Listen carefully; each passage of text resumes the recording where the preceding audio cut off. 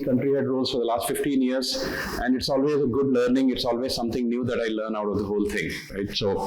So that's about a little bit. I'll tell about myself in a little bit later. Standard disclaimer, it's got nothing to do with my company. I do want to make sure that my employers are indemnified against anything that you might say or write about it. It's just purely my personal views. Okay, so with that, I just want to talk a little bit about myself. Don't see too many things. I just want to tell you about some of the stuff that I do actually. So I just want to talk about education.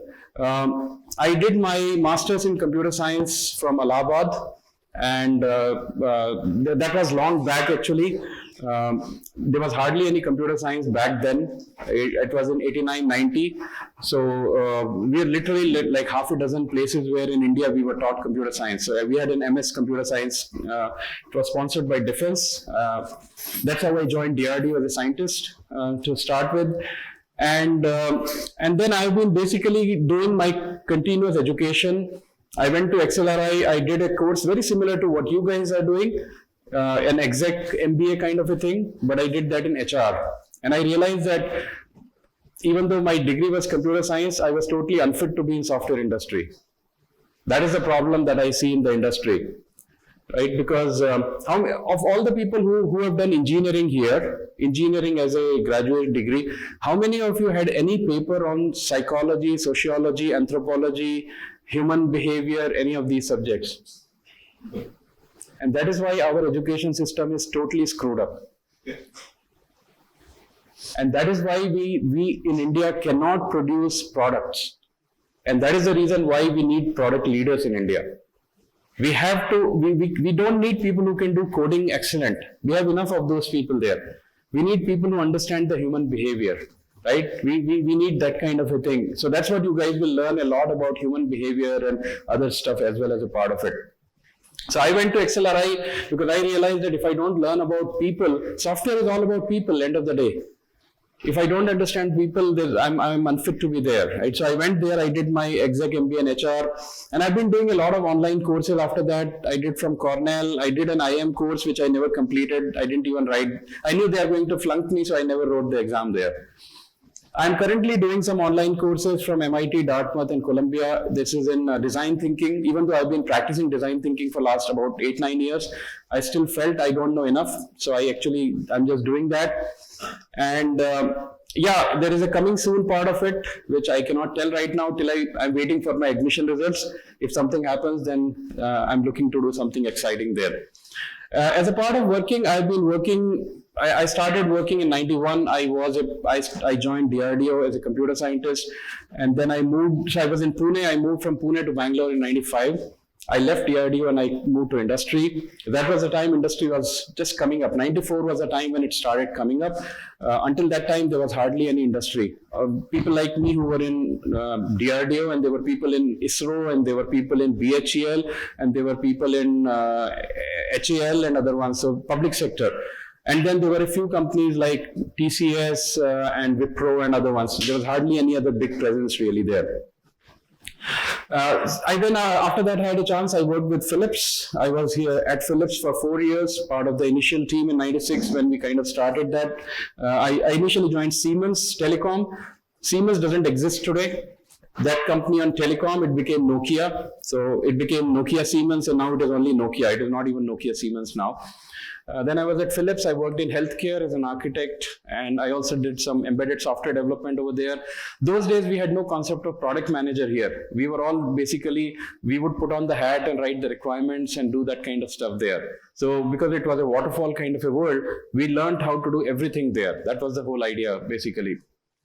Then I was a part of the initial, you have heard of Huawei? Some of you might have heard of Huawei. So Huawei was this big telecom company. In those days, nobody used to join. People were like, hey, this is what, it's the largest telecom company in Asia and no one has heard of it. So this was this $5 billion company that nobody wanted to join. So I joined there as a part of the senior management team. This was back in 2000. We literally built Huawei from scratch there. I was heading the Datacom group. I built some really cool stuff, core routers and soft switch. Anyone is familiar with soft switch? We built 3G soft switch back in 2002. Back in 2001, I built a core router. It's a gigabit switch router. So you basically, in every port, you have a gigabit traffic going in every second, and you are like opening up the packet, changing the header information, and then putting it back onto that. So some really cool stuff that I still like there. Then I got bored of doing the stuff there. I moved on to a company that used to be known as Network Associates those days. And Network Associates was basically McAfee and another company. So that another company was known as Network General, and McAfee had acquired that, and that's how it became Network General. So within few months of my joining, there was a divestiture. So somebody bought us out and kicked us out. So I said, hey, you go and become an independent company. So that is the first time in 2004 that I took on the role of a country head. And that was something new for me, because I had been a regular engineering guy. I was engineering director. I had never run country operations prior to that. I was not even hired for that. And suddenly one day my boss said, hey, you have to run the India operation. I said, I don't even know how to do that. I had no mentor. I had no idea what goes in really doing that kind of stuff there. So then we went through the whole process of coming out of McAfee. They went and changed the name back to McAfee from Network Associates. We took the name of Network General. The idea was that we will work for 3 years. We will have an IPO and everyone will go home. Except that the last piece never happened. There was no IPO, nobody went home with money, right? The targets were like this, and the actual results were like this. So as you can imagine, nothing, nobody made any money out of it. I mean, we made money. We made, instead of $10 on every stock, we made 17 cents. So that is life, right? And then we got acquired. So I went through the experience of getting acquired, a company by name NetScout, which actually acquired us, and luckily they didn't fire me. Typically, country head is the first guy to get fired when you get acquired, actually, but luckily they didn't fire me. So that happened, and then I got, so I was there for about 6-7 years when the company kept changing. Then I got bored of it. I went to Yahoo.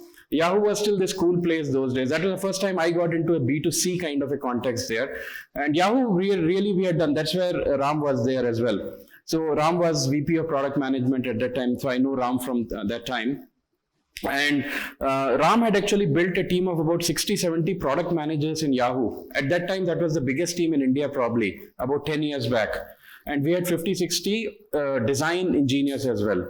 So we probably had one of the biggest teams in India at that point in time on product leaders, product managers, and so on and so forth there. And that is the time I met Pinkesh as well. Pinkesh had just come to India, and he was in the process of figuring out what does he want to do. And that whole IPL idea was germinating at that time. So I got involved during 2012-13 timeframe as a mentor, as a faculty, and then I've been teaching here on and off. I've kind of taken a break for the last 2 years. I'm probably delivering a lecture like this after 2 years or so, but I was active earlier. I typically have taught agile, design thinking, lean startup. I've done leadership with influence, some of those ones there. So Yahoo was this great place. I was heading the business operations. We were a large 4,000 people R&D center. So my responsibility was to basically run it like a leader of influence. I had not a single person reporting into me. 4,000 people obviously had their engineering VPs. I had responsibility for the operations team. Not a single person reported to me. And that was the best learning experience as a leader for me, because a lot of times when we think of leadership, we think people have to report into you. But since 2007, I have been doing practicing a very different form of leadership where nobody has to report into you. And I found that to be the most effective leadership. And actually in India, the problem is our leaders don't even understand that. They have not even heard of that. What is leadership without authority? What is leadership with influence? It's a very different kind of a context there. You don't need a title, you don't need an office, you don't need budget, you don't need headcount, but you can still create a lot of influence there. We'll talk a little bit about influence in today's session as well. It is not exactly the same as leading without authority, but there are some of the elements that are very similar there. Then Yahoo was going again. Some of you might know, right? The Yahoo thing went down after some point in time. It was fun. It was great while it lasted, but then it was coming down. I left just a little before that, a company named 24/7. 24/7 is a BPO, but they created a products lab inside it. One of the very, very rare success stories that BPO actually built a product company inside. And we were 500 people group over there actually that built the whole products from Bangalore here. Ravi Ji was the president of Innovation Labs. Ravi Ji was the CTO of Flipkart after that. There was some really solid talent there at the leadership level. Then there was Ravi Vijay Raghavan, who built a data sciences team there, 100 people data sciences and analytics team. And Ravi Vijay Raghavan heads the analytics at Flipkart right now. Gajanan Hegde was another VP of engineering. Gajanan heads Hortonworks. Anyone might have heard of Hortonworks, right? Those who are working in Hadoop and other bunch of stuff there would know that. So we really had a very strong kind of a leadership there, and we all went out and basically took leadership roles over there. Then for 3 years, I decided to do my own stuff. That's when I built my own independent management consulting as a solopreneur. It's got nothing to do with T, which is the letter of my name. The name was Thought Leadership, and I basically was doing helping large organizations with improving their product management, product development, lean, design thinking, innovation, team, culture, process, people, whatever is there. So I did that for 3 years. And then I basically, somebody came, there was this company from China, a company by name ChinaSoft. ChinaSoft is actually like TCS of China.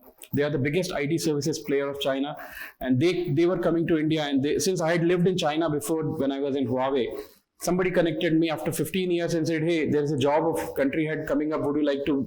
And I was like, I might have done some right stuff there 15 years back for people to remember and recommend me, right?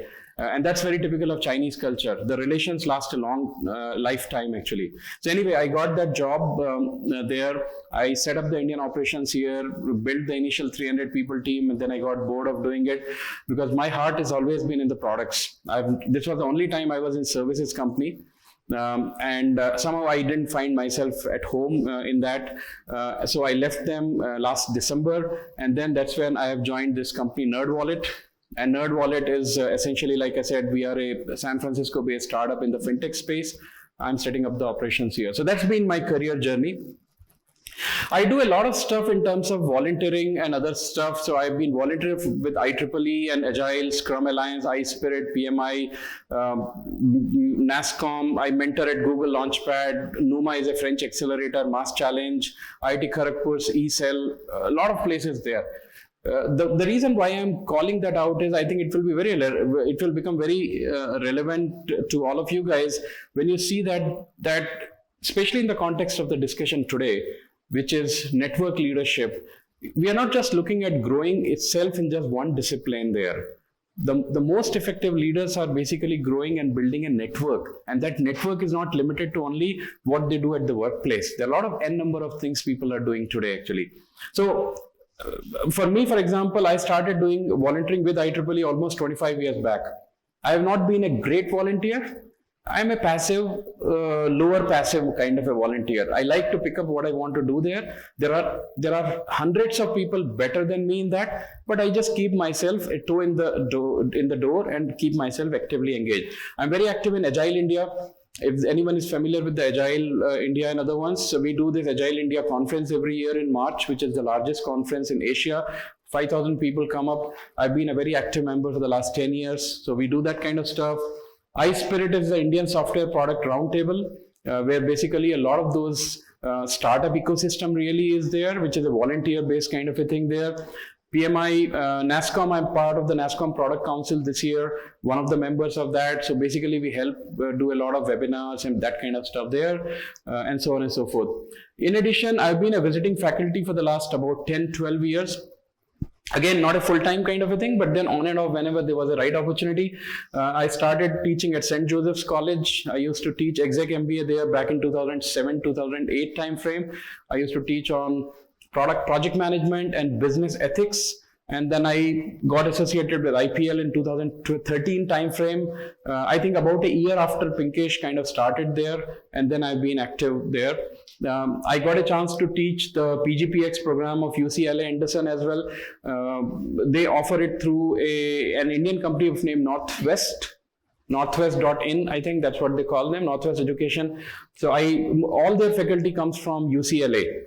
Only I was the only one who was really from here, and I taught them the same thing as design thinking, lean, and other agile and other stuff there.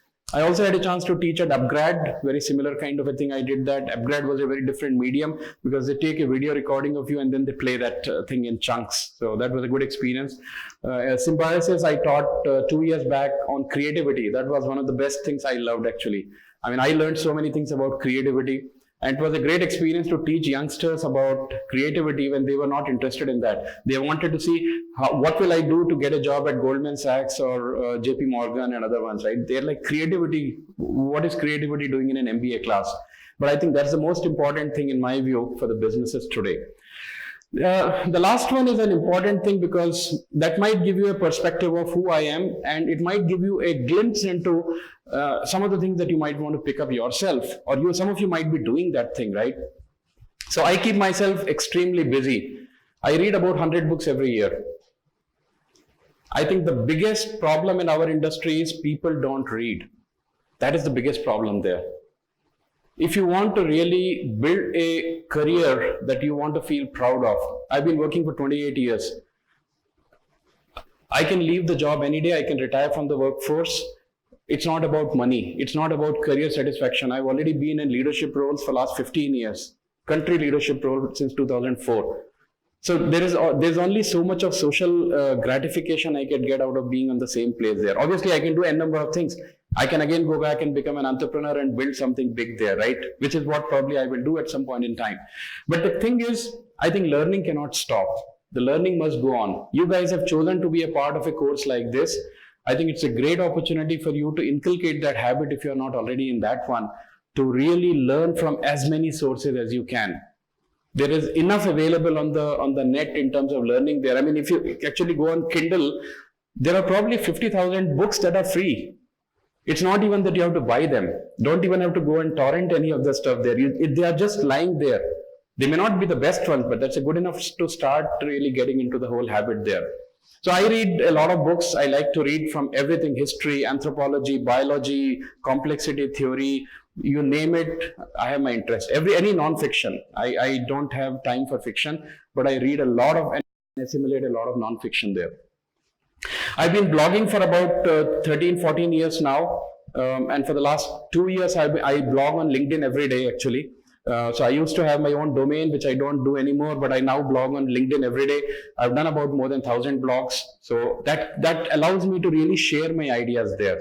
See, you want to be a product leader. One of the biggest risks that you will take is you will have a new idea about a feature or a product, and you want to ship it out there, and you are scared to death. What will people say?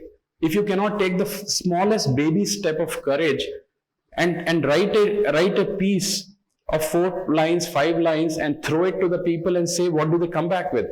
Worst comes to worst, they are going to beat you down. Learn to take that criticism in your stride. Learn to understand how do you handle the feedback. Learn to act on that and do that. These are the baby steps that will build you the courage to do that. If you don't have the courage to send a tweet out with something controversial, how are you going to ship a new product there?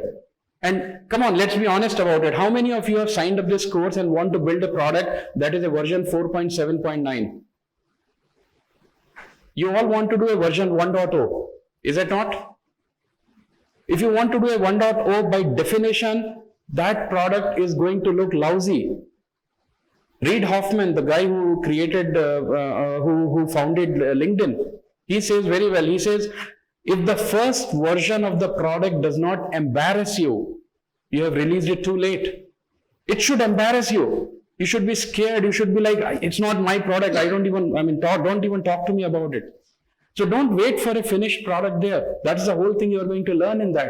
You will learn of things like MVP and taking a feedback and iterative approach and so on and so forth. And how many of us did the engineering and said, okay, I'm going to fix bugs in the version 6.7.9. I think that is the biggest shame and waste of IT industry. You hire best people so that they can come and fix bugs on a software that was written 20 years back. Nobody wants to do that. Nobody wants to do a derivative work. People want to do the original work. And you need courage to do the original work. It's not going to come from overnight. It's not going to pop down from the terrace there. You will have to start and build that courage there.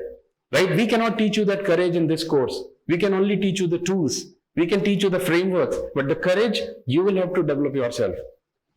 So if any of you is not in the habit of writing blog posts or even tweeting or even just going on a Harvard Business Review site, if you like an article, leave some comments. If you don't like the article, leave some comments. Share some thought process there. Participate in that. Don't just be a passive spectator there and say, okay, my job is only to watch a movie and go out of it. Become involved in the whole process there, right? That's the whole idea there. I do a lot of public speaking. I've done about 400 plus talks in the last 12 years. I do about 35 talks every year. A talk like this, I do every 2 weeks. Today is a longer talk, about 3 hours, but I do every 2 weeks. So all my material is on SlideShare. I give it back to the community. I don't keep anything confidential because none of it is my creation really. I just give it back to that. So any of you find me on SlideShare, you will find I have about 200 slide decks which I have shared it back to the community. I've been lucky to deliver 2 TEDx talks. So you can find it on YouTube. I have about 60 odd videos on YouTube from various events there. The point I'm making is the more you speak, the more you are able to share your ideas. The more you are convinced about, hey, this is what it works. The more you hear back from people, the more you build the network there. This is the way. I'm assuming most of you are in the 10 to 15 year experience bracket. By and large. Some here, some there, right? You guys have to build a long career. You have another 30 years of career in front of you. And the more you go into leadership kind of roles in the future, the more you will find that just being shy, just being introvert, just being modest, just thinking, oh, if my work is good enough, people will find me. How the hell are they going to find you? If I Google your name, what am I going to find? Tell me. I almost made a metric at some point in time and I said, if I'm hiring a manager, I should at least get 100 links for a person. If I'm hiring a director, I should at least get 1,000 links for a person. If I'm hiring a VP, I should at least get 5,000 links there. Why will I hire somebody who doesn't have a point of view? Why will I hire somebody who has not made a single original contribution to the community? Why will I hire somebody whose only contribution to the community is agreeing with what people are saying, agreeing with the masses? I want somebody who can stand up. I want somebody who can take an independent point of view. Doesn't matter if it is wrong. Doesn't matter if it is minority. Doesn't matter if it is controversial. In fact, the more controversial, the better it is. The more unique it is, the better it is. The more crazy it is, the better it is. Because only then there is a hope that this person has a thought process and this person has the courage of conviction to put the ideas in front of others. Doesn't matter if people will laugh at them. Doesn't matter if people will reject them. Doesn't matter if people will ridicule them. That is the kind of a leader I am looking for. I'm not looking for somebody who's like, hey, I can also do C++, I can also do JavaScript. So can 50,000 people sitting in Marathon do that. What is so unique about it, right? So when you are going to grow as leaders in your own careers, remember, for me, it's a single metric. Google your name and see what you get. It's not being narcissistic about it.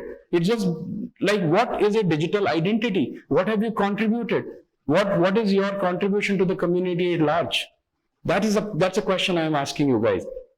So think about building some of that collaterals. I do a lot of pro bono mentoring of startups. I've mentored more than 100 startups in the last 7-8 years, being with Google Launchpad, being with Numa, being with a bunch of other various startup events there. The 3 years when I did my own stuff there, I also did a lot of training because I was also a trainer. I trained more than 5,000 people in large companies. Basically, I used to train people in agile and lean and other stuff. Now I don't do that because I'm back in a job. So obviously I cannot moonlight there, but that's been a good learning as well. And I'm also a published author. I published a book on agile product development in 2015 with Apress. Apress is part of Springer, which is the world's largest technical publisher. And I also did a self-publishing on Kindle, and that was a great experiment. You can literally, if you have a content ready, you can actually self-publish a book in 1 hour, literally. You decide what you want to put in that, you decide the price and just put it out and see how it goes. It's a learning experience. I wanted to initially bring out about 50 books like that, very slim books. Each book will take less than a coffee break. So within 10 minutes, you can consume the book. I wanted to experiment with a new format there. I ran out of motivation after one, but I'm sure I'm going to do that one day. But this first one is available on Amazon. If you're interested, you can always check it out there. So that's my kind of a journey there.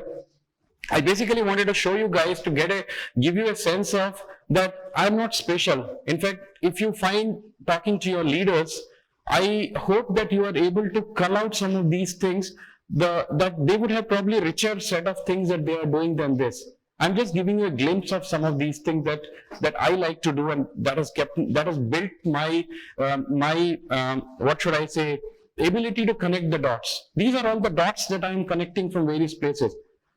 As a leader, you will be connecting the dots. That time you won't have the opportunity to really go and say, oh, gee, I don't know how to do this kind of a thing. Let me go and learn it.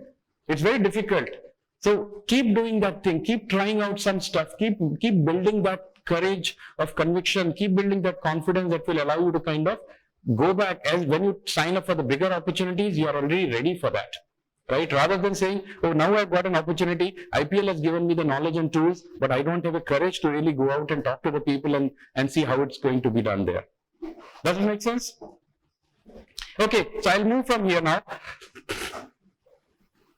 Let's do a little bit of a warm-up. So I want you guys to, no reflection time, this is going to be a live kind of a thing. So think of leaders whom you have worked with and who have influenced you personally. Not Steve Jobs or Bill Gates or Mother Teresa. Somebody whom you have personally met, worked with, interacted with.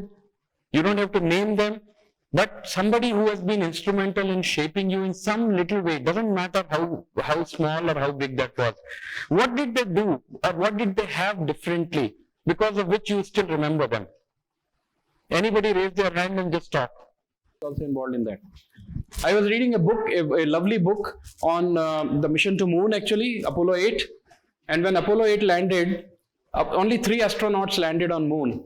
But can you imagine how many people were actually, so there is an author, what she did was she actually went to every component team inside NASA, outside NASA, and calculated the number of people who have directly, indirectly helped in sending a man to the moon.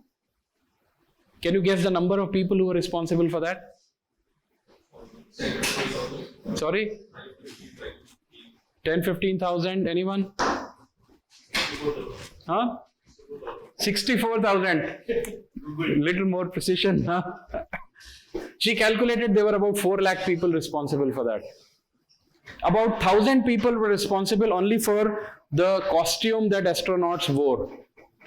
The stitches that had to go inside in stitching them.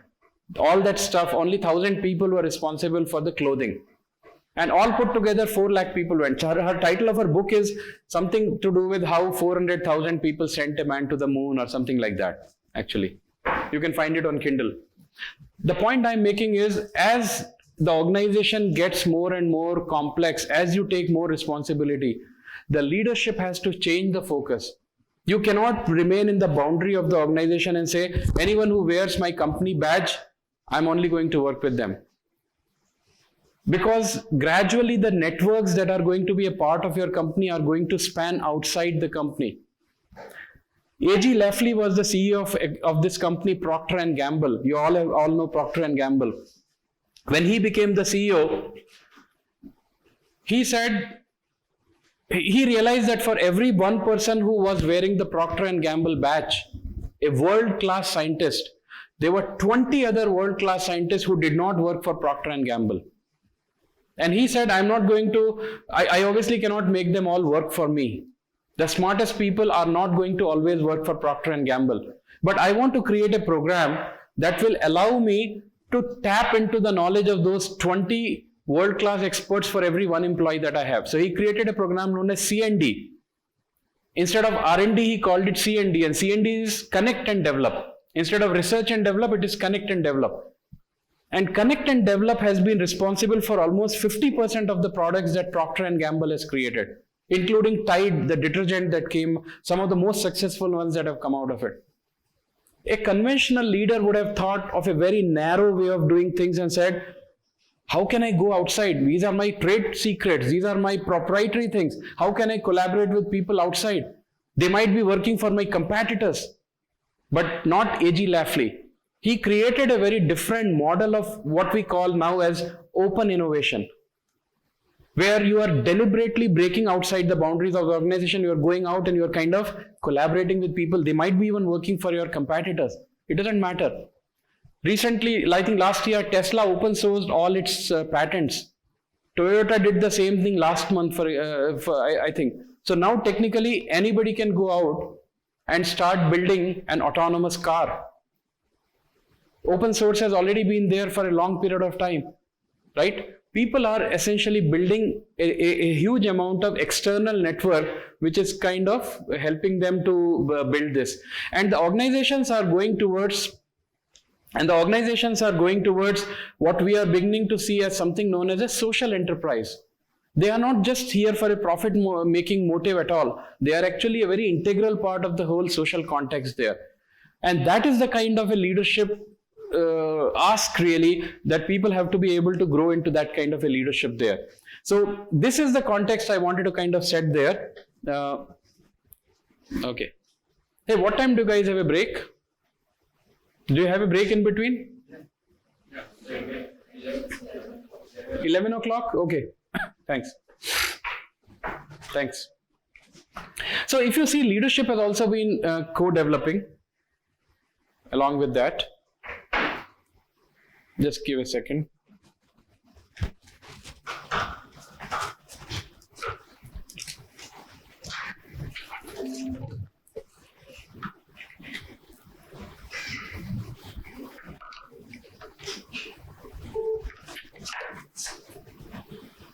Okay, great, thanks. So if you see, the leadership has also been co-developing, co-evolving actually. The way the organizations have been changing. I'll talk a little bit about some of the key ones before we go to the main one here.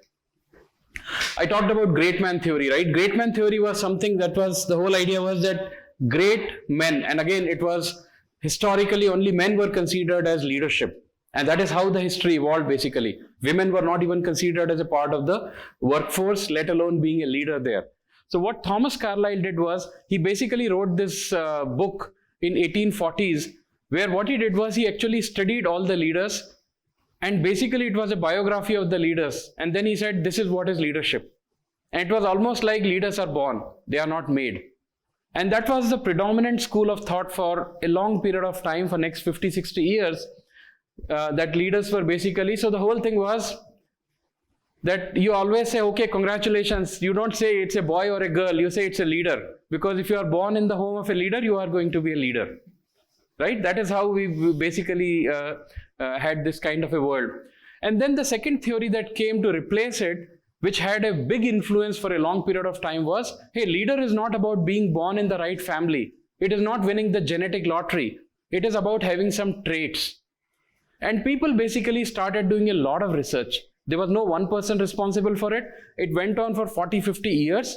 And people basically collected a lot of data points that helped them understand, hey, if these are the kind of traits, then people are successful to be a leader there. And they found basically that major traits, even though there were many of them, they said major were about 5 of them. Intelligence, obviously they need to be smart in solving the problems basically. Self-confidence, they found that everything else equal, self-confidence had a big impact on it. A lot of times things are not clear. A lot of times you don't know whether the outcome is going to be success or failure. But it is the self-confidence of the leader that sometimes you win, sometimes you learn. That's a kind of a thing, right? Determination. They were very strongly motivated to succeed. They wanted to succeed at every cost. They had a lot of high energy. They had a lot of high drive to basically do that. Integrity was an important part of it. Very strong value system, very strong ethics. Yes, obviously there are people who don't have that and they have also become successful. But that's another point. Generally, people saw that those who had strong ethics, these could be work ethics, these could be how to do business, how do you treat people, a lot of those kind of things there. And then sociability. These were not the people who basically were very abrasive. They were not the people who were very rough kind of a thing. People like you would leave otherwise if you are working for the 1.0 kind of a great man, right? These were the people who had some of you talked about having the kind of a trust that people had, right? So these were the people who were very sociable, very personable kind of a thing. They could connect to the people, for example. So these were the 5 traits, but obviously, as you will see here, people have continued this research from at least as far as 1940s, going up to 2004, and people have come up with a various list actually. It seems to be unending list, and there are so many kind of things: initiative, persistence, responsibility, tolerance, dominance. Masculinity was seen as something which was, there was a time when you were like, if you were seen rough and rugged, you were a leadership material. Because because those were considered as a very masculine traits for that. Because there were no women leaders at that point in time. People thought that unless you are rough and you can take the heat, you cannot be a leader there, right? So this is the evolution of the whole leadership context there. And then there was this whole thing that came and said that leadership, actually we found that there was a very strong correlation with some of the personality types.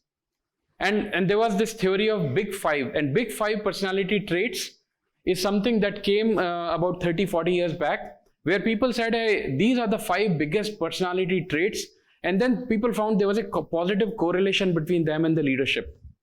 What are these? These are also, you can remember them with the acronym OCEAN, and it is openness, so how willing they are to learn something new. Leaders invariably were found to be somebody who was always learning and growing, for example, there. They were conscientiousness, how much they were organized, how much they were controlled, how much they were thorough, how much they were on the top of their own game, and so on and so forth. Extraversion, how much they were sociable, assertive, positive energy, rather than being introvert and not really mingling with the people, keeping to themselves, kind of a thing. Agreeableness, tendency to be accepting, confirming, trusting, nurturing, basically. And lastly, neurotic. Neurotic behavior is something that you are tending to be depressed or hostile or brooding over something or sulking over something. How much of emotional intelligence they had, and those kind of things. So if you see, these Big Five were a good predictor in some sense of how, if somebody had these on a high scale, generally it could be said that they would have a leadership kind of a thing there. But then of course it was not always true, but by and large there was a stronger correlation there. Come again? Yes. It should be high. Yes, it should be on the other side of the scale. If people are tending to be more neurotic, then it was not associated with the leadership. It's like if I'm very insecure or if I'm vulnerable. See, that was also the time when alpha male aggression was considered as a sign of leadership. On the other hand, we have seen some leaders. For example, I'll give you an example of a guy of name Paul O'Neill. Paul O'Neill became the CEO of Alcoa. Anyone has heard of Alcoa? Alcoa is the world's largest aluminium producer. And when he became the CEO of Alcoa, Alcoa's stock was going like this. And Paul O'Neill, see, a typical US CEO is a very flamboyant, very highly aggressive, very showbiz kind of a thing, very alpha male kind of a guy there. Because that is a kind of an environment in which he is operating. Most of the time, it's still a he there. When I worked at Yahoo, for example, we had 2 women CEOs. Carol Bartz came as the first CEO, and then Marissa Mayer came from Google. There were only, I think at that time, I could be wrong, but there were probably only 3 or 5 or 10, some such number, women CEOs in Fortune 500 companies. So even Carol Bartz and Marissa Mayer had a lot of pressure to behave like men. I remember Carol Bartz was almost 60 plus when she came actually. She was a tough woman. The first time she became CEO of Autodesk, she had a knee surgery. So she went through that surgery while she was there. When she joined Yahoo, she had breast cancer. She went through the whole cancer surgery at that point in time. She was like a really tough woman. And to show her toughness, she basically would use F language in every meeting, even in the investor call. It doesn't have to be done like that. But the expectation was that you are not considered as a serious men's club kind of a thing unless you are doing the same kind of a thing. Whether it is behavior, whether it is language, whether it is mannerisms. It didn't matter that Carol Bartz did not have to do that. Nobody needed that kind of a thing. She could have been a woman, she could have still have been a leader if she was only delivering the results. But instead of delivering results, she got caught up in that. People would literally wait, okay, now the F-bomb is coming, now the F-word is coming. We are sitting all ends and there is an F word. We are having an industry analyst call, there is an F word. Like all of us know that word. I can also use that word in my meetings. And I saw the culture of Yahoo changing at that point in time. It was perfectly acceptable for people, both men and women, to start using F word because my CEO can use it, I can also use it. That's not the culture I want. I don't want to create that hyper-aggressive alpha male kind of a culture. Be natural, be human being, right? That is the kind of a thing that is more, and Yahoo was especially known for a very, very tolerant culture, very, very hippie culture. Suddenly this Marissa Mayer came, it created a very different kind of a thing again there, right? So the point I'm making is that I think we started from the neurotic part of it. People have to really be little more sociable, little more pondering type, but then don't get into that kind of a very sulking, very neurotic kind of a behavior there. People have to, so these were kind of patterns that people kind of saw there. Now there were limitations of the traits theory, of course. There is no definitive list there. It just keeps unending. It's just going on and on. You do research for another 40 years, you'll find another 400 traits there. Can you give it to somebody and say, these are the 10 traits? And then people who are judging it, they are not experts. They are not expert psychologists. They are people like you and I. We don't understand human behavior so well, so we can make mistakes, right? They don't take the situation into account. You need different kind of leader at different point in time. When you are starting up a company, you need a different style of leadership. When you are in the middle stages, you need different thing. When you are growing up at a scale, you need different kind of a thing. And when you are reaching a maturity and you need a consolidation or you are downscaling it, you need a different kind of leadership. So it doesn't really talk about that kind of a thing there. And it's not very subjective determination and so on and so on. So there were obviously limitations of some of these kind of things there. So I have a question for you before we break for tea. Are traits enough in today's organizations?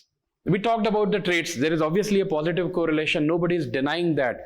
But how much do you guys think about it? And especially I want to answer from those who didn't speak earlier. What do you guys think about the traits? What do you think about the impact on leadership there? If somebody says, gives you a list of those 20 traits, can you become a leader out of that? Can you go through a training school and become a leader? What do you guys think about it? Anyone, raise your hand and speak. You have to practice in and out every day, okay? Sure. You need to be adaptable. Having these traits may not be enough. You have to know what to apply for, right? You have to think it like a carpenter's toolbox. A carpenter has everything in the toolbox, from a screwdriver to a hammer to a saw. But if you are in love with hammer, then whatever problem you see, you are going to use hammer. Right? That's probably not the right way of looking at a carpenter. You should be able to figure out, hey, when is the right time to use a given tool there? So it could be all in your toolbox, but you cannot have a one-size-fits-all approach there. You need to keep evolving yourself. You cannot just say that, hey, I know this stuff there and it's enough there. Right? Absolutely. You need to know your own inner nature. What are you as an individual deep down? What is your natural strengths there? Not everybody can be artificially molded into some kind of a way of doing things there, because it's like, hey, you are just trying to copy people and saying I have to fit in this kind of a thing, so I'm just going to do that. But that's not your real nature there. You may not succeed in that kind of a context there, right? So one has to be very cognizant of what they are really at the heart of it, and there's nothing wrong about it. All kind of people can succeed. All kind of people have succeeded. You don't have to be a very flamboyant swashbuckler kind of a guy who is just pulling out the sword and saying, I can go and kill the enemies and I can do that. There are all kind of people. I remember I had a lead long back there. That guy he was a senior software engineer in my team. And we were working for a company which had a lot of metrics approach. And that was the time when we all got metrics totally wrong. Because we were in I would call the dark ages of software engineering. You know the dark ages of software engineering? We were in love with ISO 9000. We were in love with CMMI. And we were in love with Six Sigma. These are the most useless models ever created. Because software is not like production. Software is a creative endeavor. You don't put a Six Sigma process into that and say, okay, I should get this productivity. But then we were too naive at that point in time. We didn't know what was the right way of doing. So we had 20 lines of C++ code every day as a productivity metric, right? And then this guy would not write anything 1 week, 2 weeks, nothing. And then after that, he would write 500 lines of code after 1 month. And people, his manager would say, oh, this guy is very slow, he doesn't write the code, all that thing is very slow. But that guy, in 500 lines of code, you cannot find a single bug. That was the rock solid guarantee. That was the gold standard of programming he did there. So if you measure everybody by one yardstick and say, hey, this is like the right leadership there, it's probably not going to be the right way. I had to protect him, because if I didn't protect him, he would become very vulnerable in that context, because he is not that kind of a guy who's just showing some out. That guy would literally, it is like, I think it was Abraham Lincoln who said, if you have 4 hours to chop the trees, I would take 3.5 hours to grind my axe, right? A lot of us would probably start jumping and chopping the trees, but what Abraham Lincoln said, I'm going to just sharpen the axe there. That was the whole context there. All of us don't have to do that. We are all different and unique there, and we don't have to be apologetic about that. What we need to do is to be able to understand, this is my natural style of leadership, number one. Number two, be adaptable there. As you said, if the need is, let us say the building is on fire, that kind of a software engineer may not be the right person there. Because when you are in fire, you have to deal with the fire within microseconds. You don't have time to do a lot of analysis there. And that is the reason why firefighters don't have a lot of creativity lessons there. They practice because it should be a memory muscle. They are able to do that. But the same kind of a mindset, if you bring it to, let us say, Ogilvy, or let us say you are in an IDEO kind of a company, or you are in some creative kind of a company, it will be a disaster there. Well, that's a wrong mindset in that kind of a thing there, right? Okay, anyone else? Emotional impact is very important there. Now it is in the last 15-20 years, emotional intelligence has become very strong there. We all need to be able to understand what is going on in the back of my mind. And the reason is, if I have some worry there, or if I have something that is against you and I'm just going to hold it, it's probably going to impact the way I'm communicating with you, the kind of focus that I'm giving you, the kind of attention I'm giving you, the way I'm respecting you, even as a human being there. So being able to understand, okay, what is going on? Am I on the top of things or not? Really, it's another kind of an intelligence basically to understand what is going on in your mind, and being able to adapt your conversation accordingly. And if you think that there's not even the right time to do that, be very honest about it and say, hey guys, I think I have a lot going on right now. I will not be able to do the right justice to this. I'm really sorry about it, but I think I would rather cancel and reschedule the meeting than go with it, because I know that I will not be able to contribute it. Being honest about it, being aware of situational awareness is the first part of it. Being honest about it is the second part of it, and having the courage to basically tell people, even at the cost of inviting any penalties because of that. So well said on that. Yeah. Anyone else? We should be able to make a straight visible to everybody equally. So there are some leaders who will actually be self-centered or somewhere focused on serving to people where they actually show their true self. And the other they would really show. In that case, you don't get influencer, you are not helping people inside your circle. Either way, you actually make them comfortable so that they can approach you against you. Yeah. Consistency is a very important thing. You have to, yes. So there are two things. One is horses for courses. See, for example, I have 3 people in the team. One person is a PhD in something. One person has just come out of the college and he or she is basically just learning the ropes. I obviously cannot have the same way of, same kind of interaction in some sense, because somebody who's already a PhD with 10 years of experience wants a lot of freedom. Wants that kind of a creative freedom and say, hey, trust me, I know what I'm doing. But somebody who has just come out of the college might be needing a lot of guided empowerment.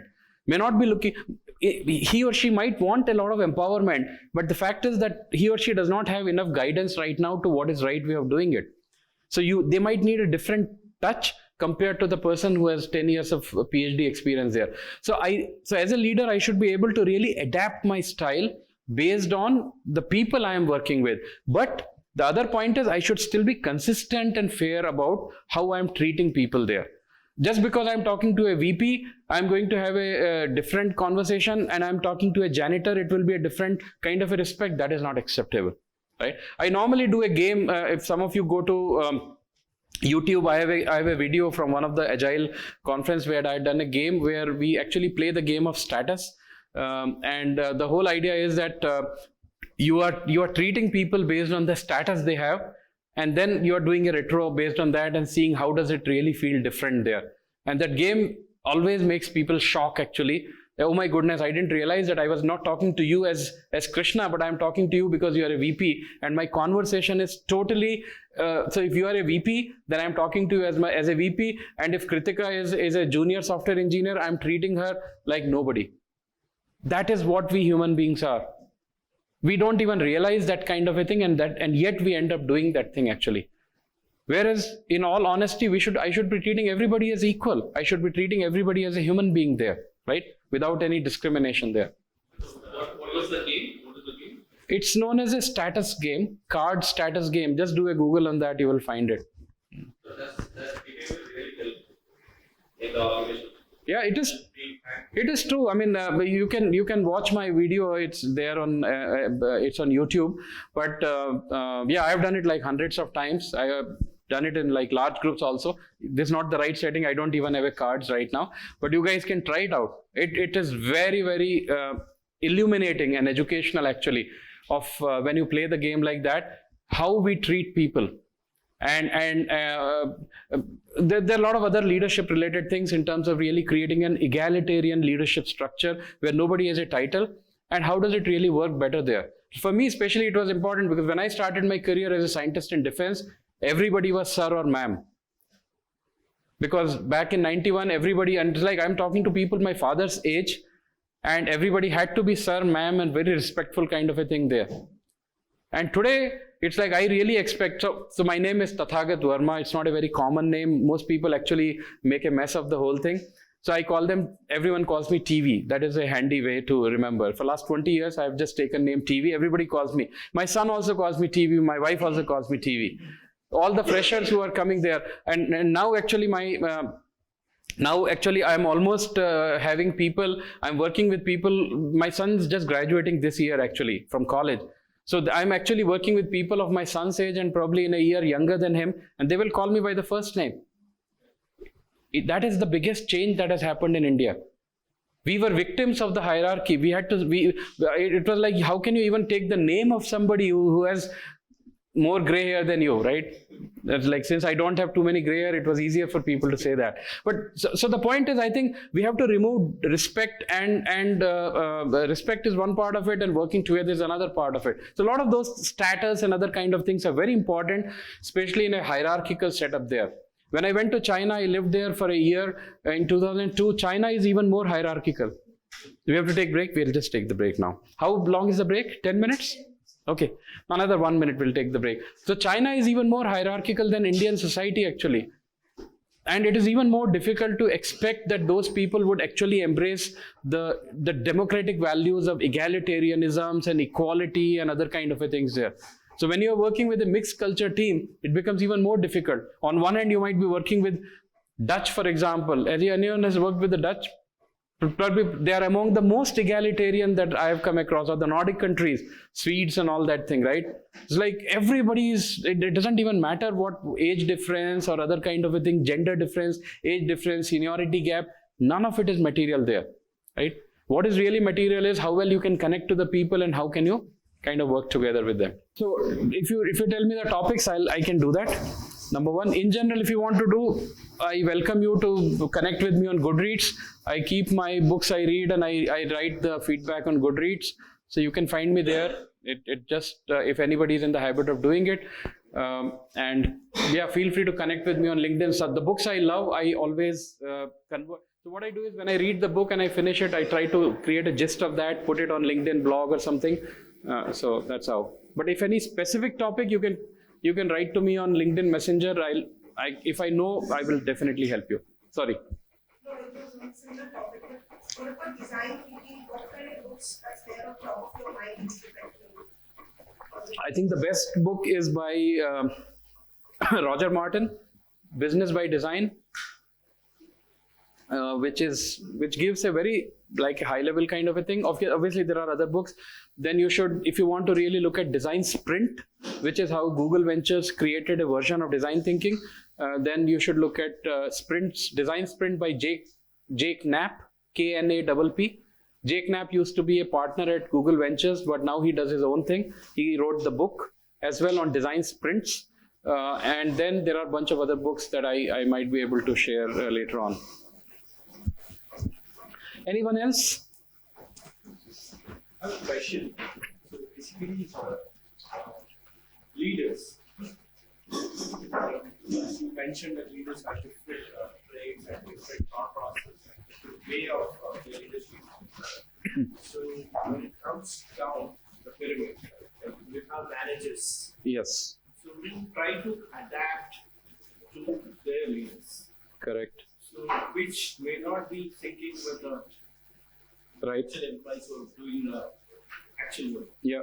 So how to communicate this back to the top management so that the leader who's sitting top, who is actually putting all those thoughts to down the line, how to communicate back, like, because I'm at the bottom of the pyramid. So if I need to communicate back to the leader that okay, my manager in between or managers above my manager are trying to adapt your leadership style, but which is not working across the town.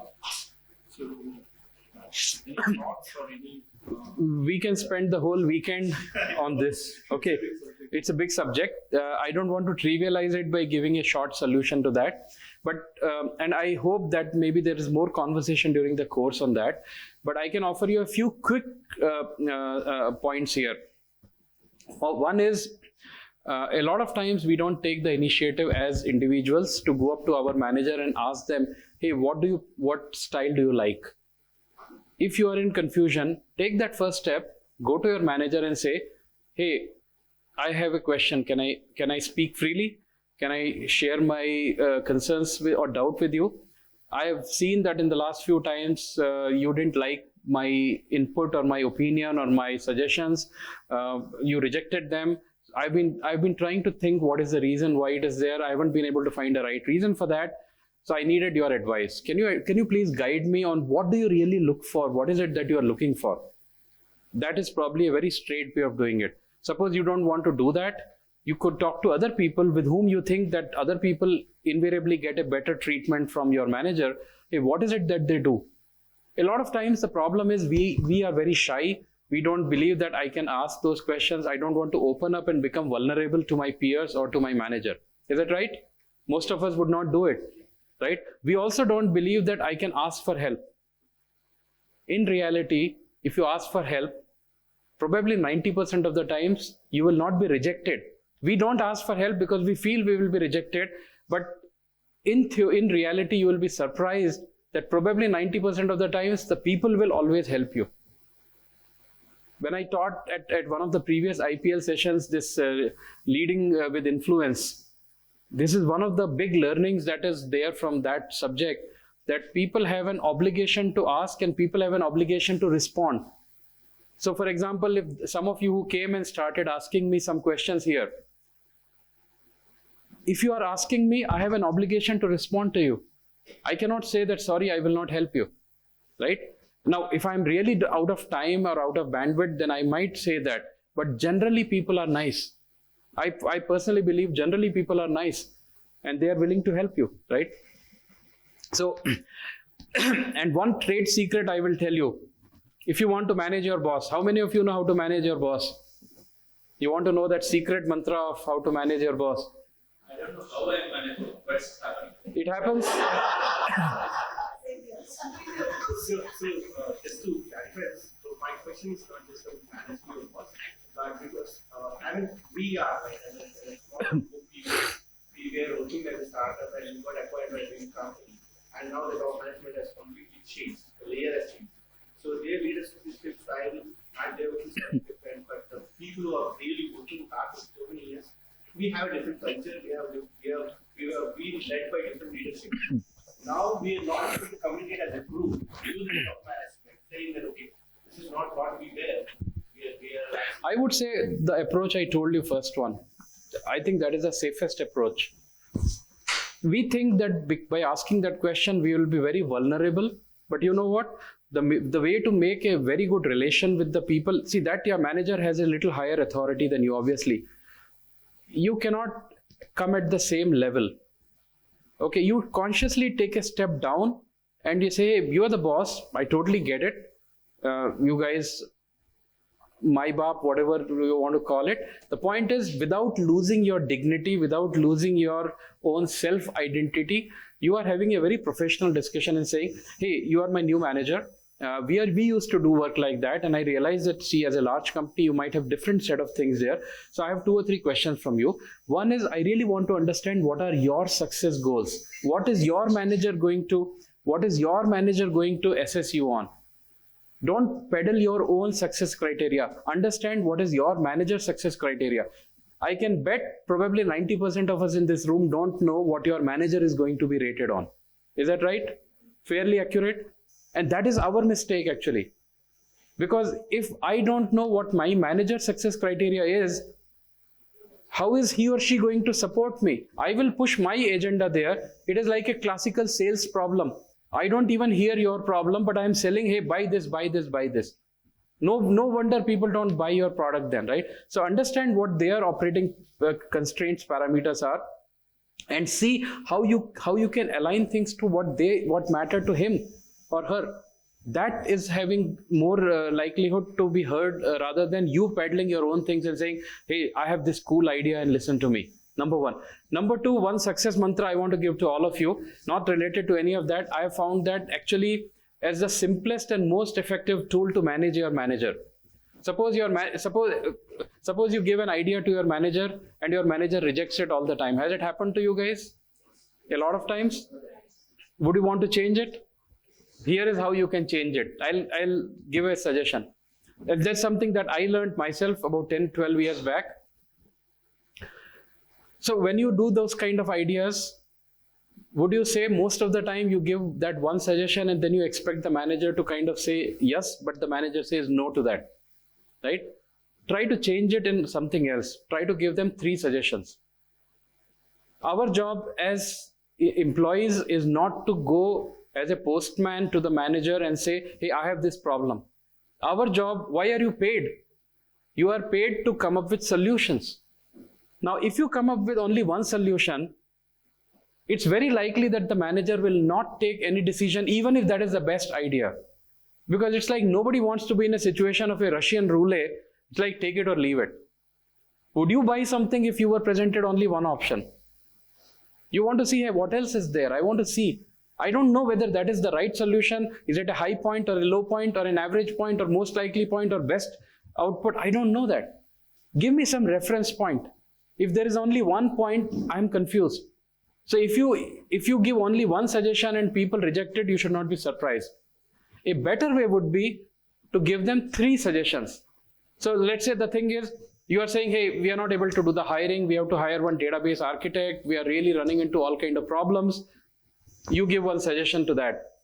Instead of that, try to give them 3 suggestions. Between the 3 of them, if these are the most reasonable 3 suggestions, the manager is more likely to pick up one of them. Is that fair? Now, the manager might think that the manager has actually made the decision. But you know, that decision has been made by you already. By presenting those 3 solutions, you have already narrowed down to say that I am willing to accept any of these 3 solutions there. So you are actually dictating, or you are actually guiding your manager into making the decision by giving those 3 options. When you give only one, the manager doesn't want to do that. When you give 3, you have already actually in the back of your mind, you are already telling your manager and saying, boss, you take option A, you take option B, you take option C. End of the day, all the 3 were created by me. Anchoring them between them. Now, obviously, you do have to do the right pros and cons. You have to make the right thing, give a recommendation there. But if you are dealing with suppose there is an employee who goes to the manager, hey, I am having this problem, I don't know what to do. I think that is the most stupid way. Because you are opening up yourself for all the scrutiny, and now your manager is going to manage you.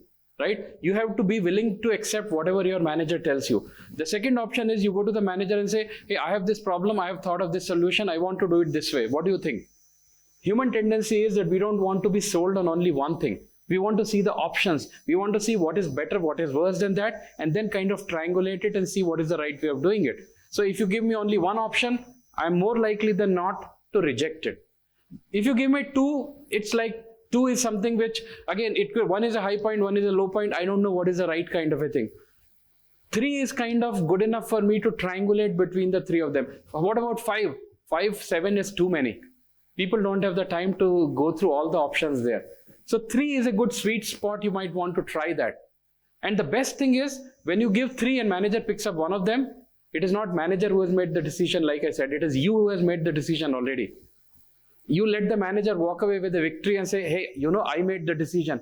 But in the heart of the hearts, you know it that I actually made the decision and not my manager, because I gave those 3 options there. It's a win-win situation. Try that and let me know if it works or not, right? So sometimes that can actually be a very good way to deal with that. Does it make sense? Any of you have tried this thing before? Many of times? Right? Yeah. Yeah. Weigh the proposals and then you'll see that. And the best thing is, if your proposals and your research is good, then manager is likely to pick up from one of those 3. If all the 3 are bad, then having 3 doesn't make any better than having 1, right? Then anyway, that manager might throw all of them out. Then you are in bigger trouble. Yeah, totally. Right? So try that. Okay, guys, let's keep going. I'll go a little faster now because I think I've spoken a bunch of things there. We go till 12:30, right? So we have 1 hour. So I want to use that now. Okay, how do you define power? Power is not authority.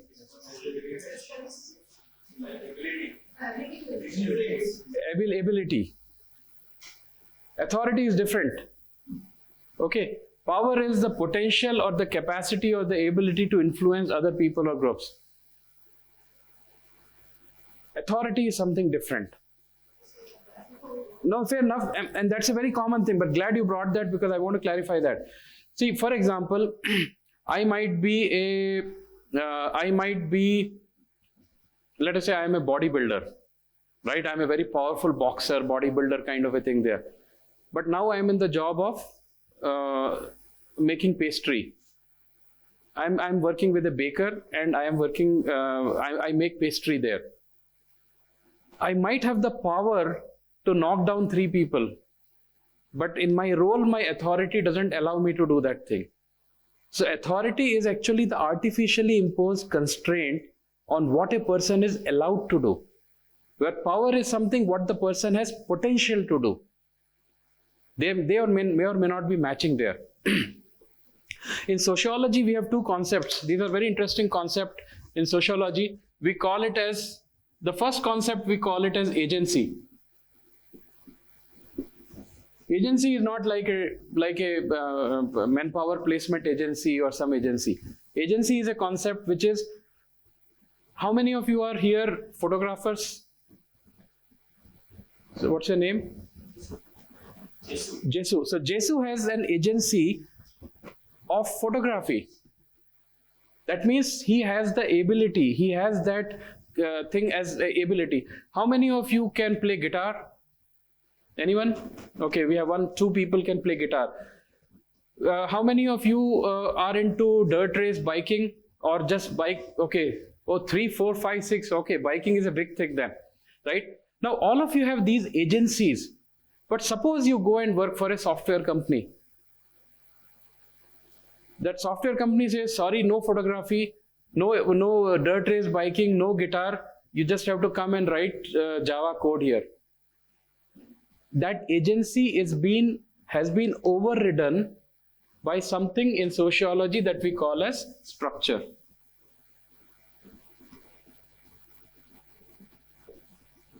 So the structure says, you are not allowed to do it here. You can do it at home. You can do it in another job, but not in this job. Right? That is the context there. So what happens is all of us are working in jobs where some element of our agency is unutilized or suppressed. I know I've taken an extreme example, but it's very well possible that you might say there is somebody on the team who is a test engineer, but that person has learned programming. But then you say, no, you are not allowed to write code. Your job is only to file bugs, because that is what is your job. So the job is really the structure that it places there, whereas the agency is something that allows you to kind of, that is your natural ability to do something there. Something similar with the power versus authority here. Power is something that you have the ability to do something. Authority is something with the authority says, no, you cannot do it, right? So security guard at an ATM has a gun. He has been given a license to fire and carry a firearm there, right? He has the power to do that when required. But does he have the authority? No. He doesn't have the authority. In fact, in police, unless the superintendent of police gives the firing order, they cannot even fire the gun. That is the way. So the authority is that artificial constraint that has been given there. Now take another example of the same thing. A same policeman in UK does not even carry a firearm. A same policeman in US carries a firearm. The structure in UK police does not allow him to use the firearm. The structure in US says the moment he feels a threat, he can fire it, then ask questions. And that is why there are so many gun-related deaths in US. In India, it will call for a judicial inquiry if somebody fires a gun there. You see the point? Everybody has the same power or same agency that they bring there. They all have the ability to fire. But there is a different kind of structure that changes the authority that is available there. It's important to understand that distinction between them. I hope it is clear, right? So power is another part of it. And why do we need power? To get things done at a, basically to influence. I would use a little softer word here, to basically influence people there, right? Now, traditionally, for the last 50-60 years, we have seen 5 different types of power in the organizations. French and Raven, they gave this basis of power. So the first thing they talked about is, I have what I call as a reward power. Okay. So I have what I call as a reward power here, the first one here. What is a reward power? I can give you promotion. I can give you 20% salary raise. I can give you an overseas posting. I can give you that best project there. What's that? I can give some certificate, something, right? So that is a reward power. So I have the ability to give, I'm Santa Claus. I have the ability to give you goodies. That is my power, right? What is the second one? Coercive power. What is a coercive power? It's authority, but it's in a different way. So if you don't achieve your sales quota, I will dock your commission. If you don't deliver it on time, you lose your bonus. If you don't deliver this project, I cannot give you the promotion. That's a negative kind of a power, right? Have you seen that?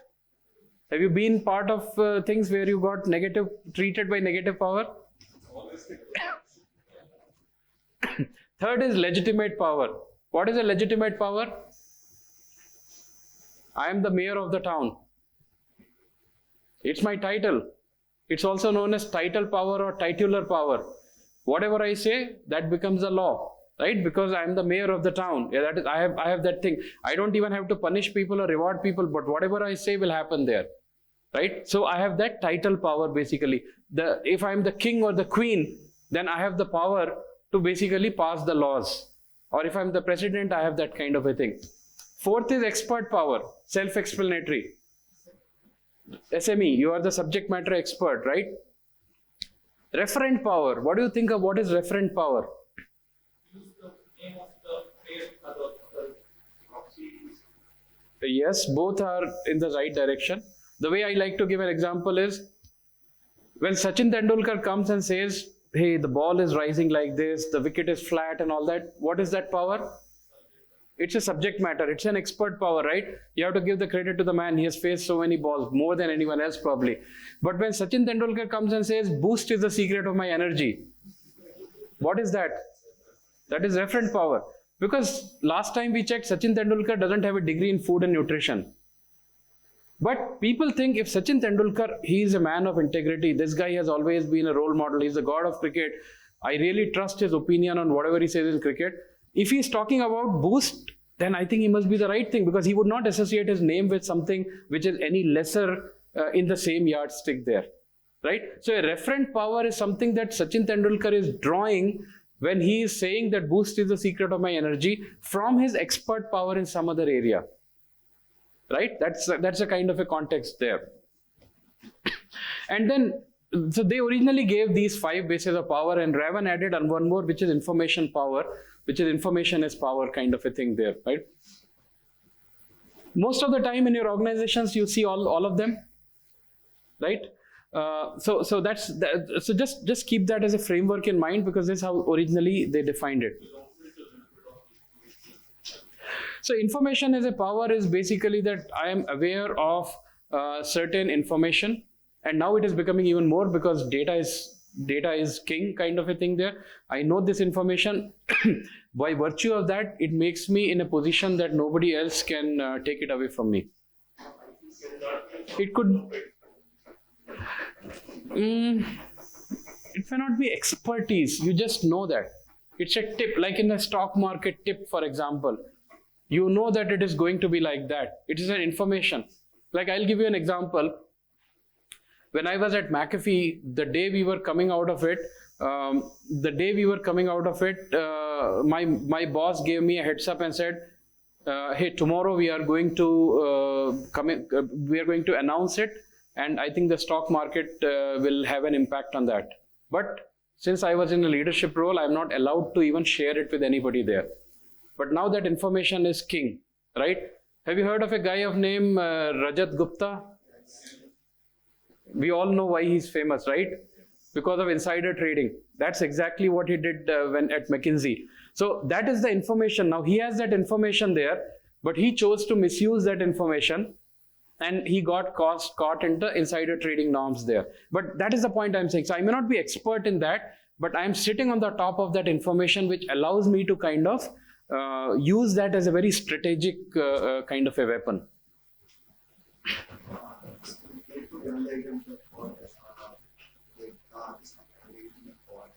Legitimate power is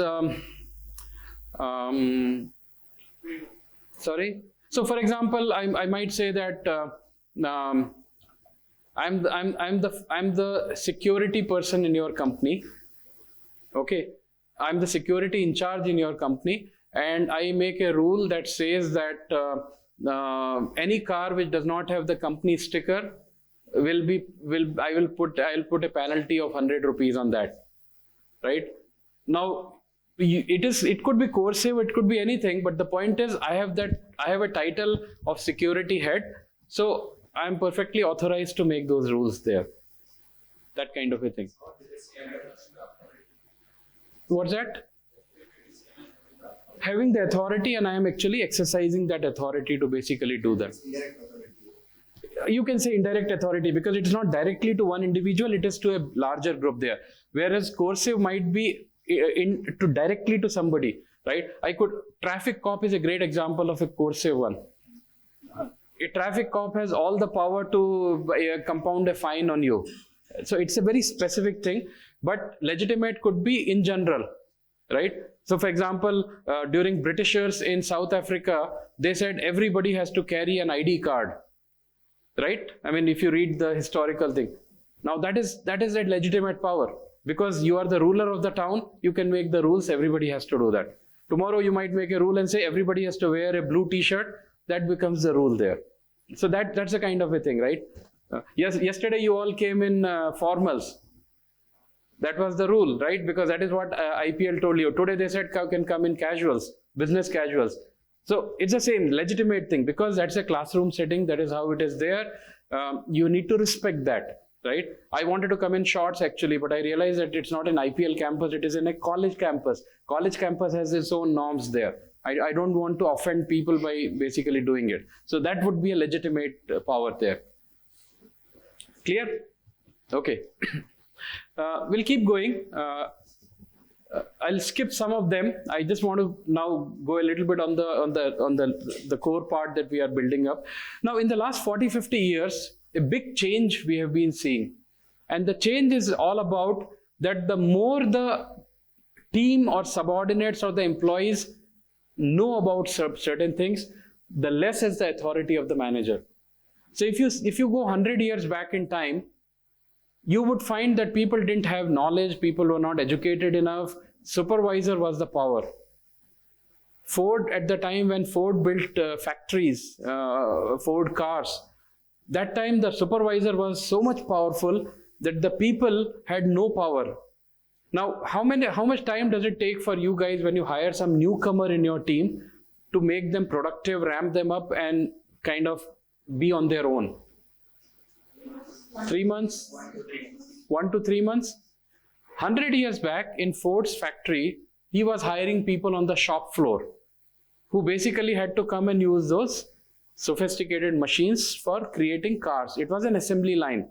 How much time do you think it used to take those days for those workers to basically learn how to operate those machines? 1 year? Anyone else? Less than a day? Anyone else? The biggest contribution Henry Ford made to the world of production was that he simplified the assembly line production to that level that any newcomer used to take only 5 minutes to learn about how to be on their job. The whole intelligence of the system was with the supervisor. People were basically pawns. They were replaceable. That was the kind of a thing there. It created other problems for Henry Ford, which we'll talk another day. But basically, that time, that was the situation there. Today, when you hire somebody fresh out of the college, can you push them around? Can you tell them, do this way, do that way? Right? They will probably leave you, and they will go and write on Glassdoor, and 10 more people will leave you. Right? Like you said, when you had a great man like a manager, you didn't like that. So the point I'm making is, today's people are smart. Today people know their things. They are more conscious. They are self-aware. They are knowledgeable. They know technology better than what probably I would know. In fact, there is a beautiful theory. It's like radioactivity. We call it as half-life of knowledge. Half-life of knowledge is all about saying that just like radioactivity, the knowledge that you acquire during your classroom days, after 5 years, it gets reduced to half. When I do the computation from the time I graduated in 90 to now, I am left with less than 10% of what I know.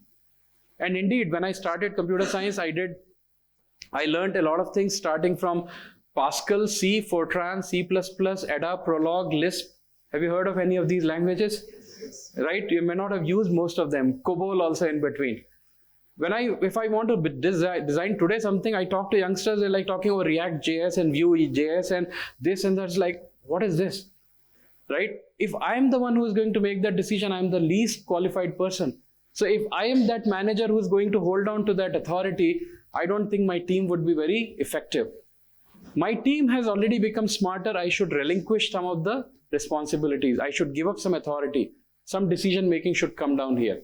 It is a trend that has been happening for the last 60, 70 years. I don't think it will slow down. I don't think it will ever reverse. We as leaders have to understand that this is the trend that is happening there. So this is one of the continuum that we need to understand here, that this is how it is. And if you see, this is a little more detailed one of that. I will not go into that. I'll share the deck later on so you can go through that. But essentially the idea here is that leadership is changing in a big way. As the teams keep becoming more capable, the role of leadership is to take a step back. It is not to really dictate. It is not to guide every single step, but to kind of take a conscious step back there. This was a big start of some kind of a situational leadership, that based on the situation, based on the context, the leadership changes there. Over a period of time, it got morphed into something which we call as situational leadership. Some of you might have heard of it. So the whole idea of situational leadership is that we basically start from the quadrant S1. And S1 quadrant is basically all about when the team that I'm working with, or my mentee, or my disciple, or my employee, or my team member, or my subordinate is not ready there. So they are at the lowest form of readiness. That means they don't know enough about it. What should be my stance as a leader? I will have to tell them. So I go there and I am actually in the telling mode, because they don't know about it. They need to get the direction and the guidance. So I need to be in the telling mode there. As they keep going from the scale R1, R2, R3, R4, I go from telling to selling. I say, hey, why don't you try this kind of a thing? I'm not saying do it this way, right? In telling, I'm saying do it this way. In selling, I'm saying, have you tried looking at it? You might want to look at something like that. My stance changes. My body language changes. My vocabulary changes, right? I'm kind of suggesting them something and saying, hey, maybe you want to try that stuff there, right? That kind of a thing there. Then after that, I'm sitting with them and I'm participating. Hey, how do we do that? I'm kind of trusting them enough now that I'm saying, hey, how do we do that? I'm not saying how should you do that. I'm saying how should we do that? So I'm changing it. And once that kind of a thing is there, then I go and delegate the whole thing. You have earned the trust. You have earned the credibility. You have shown, you have demonstrated that you can deliver by yourself. Why should I as a leader get in the way? I should be willing to take a step back there and allow you to do that. So the SP for is an expert, but it's not. So again, you might be an expert, but maybe you are not 100% there. Maybe you have understood one part of it. Maybe you understood the solutioning part of it, but maybe you are not comfortable with the problem part of it. So as a supervisor, you are still kind of testing them. And once you feel that, hey, this is okay, then you are taking a total backseat there. You are like completely trusting their judgment there, right?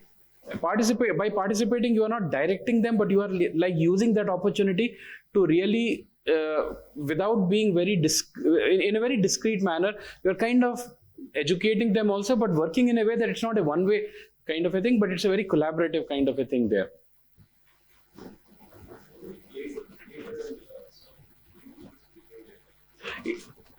So individual's behavior is here. So this is the leader's metrics, and this is the one which is the followers or the people whom you are.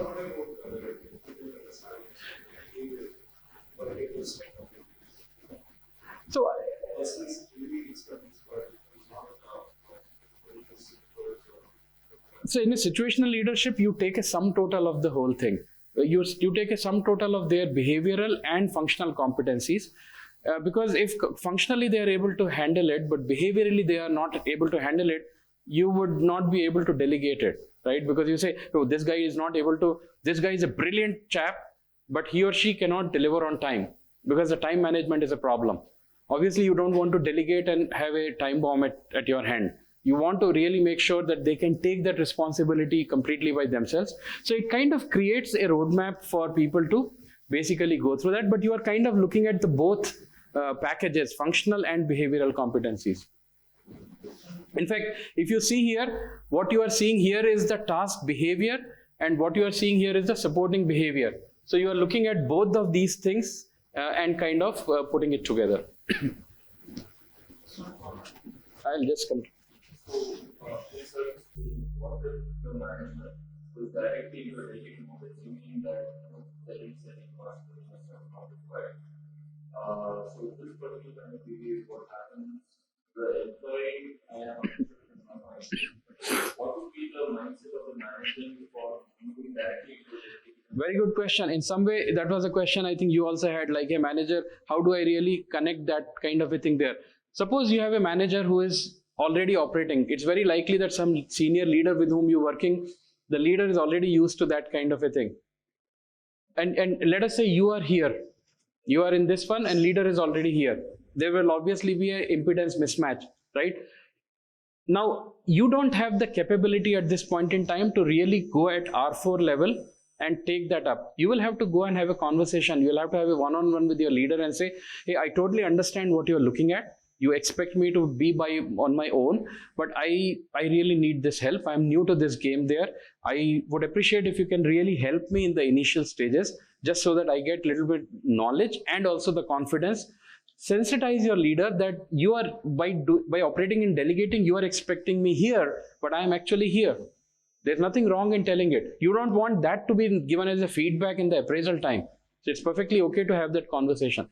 If you are working with a good leader, That good leader will immediately understand that you are not operating here, you are operating here.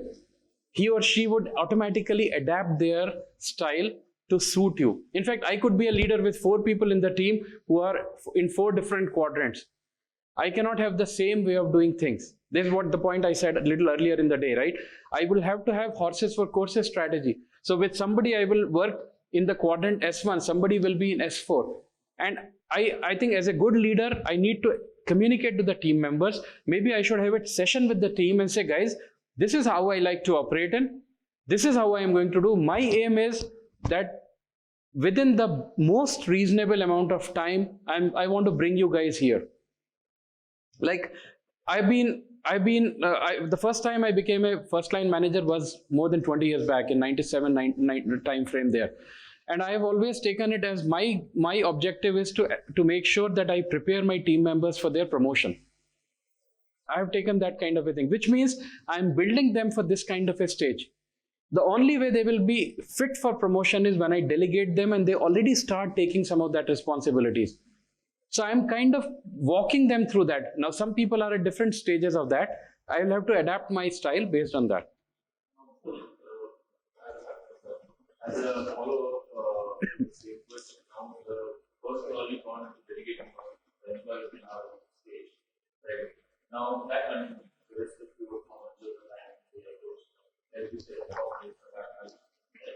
So, in that case, what is the purpose? What's your contribution? So, if I'm an employee and if I'm familiar of a framework like this, I know that my manager is expecting very high. I think the point that I said earlier when you had asked the question was, go to your manager and say, hey, I realize that you have these high expectations and this is the reason why you are probably not happy with the way I'm delivering there. He maybe even use a framework like this and say, hey, I believe you are expecting me to be in S4 or you are operating in S4, but I believe I am only in R1. And that is the reason why there is a mismatch. Do you see the same way? Try to get that kind of a confirmation from them. And if you are on the same page, then you say, boss, I need your help. I might be there in 3 months, but today I'm not there. I really need your help to get to that point there. If not, then you are working with somebody who has very high expectations.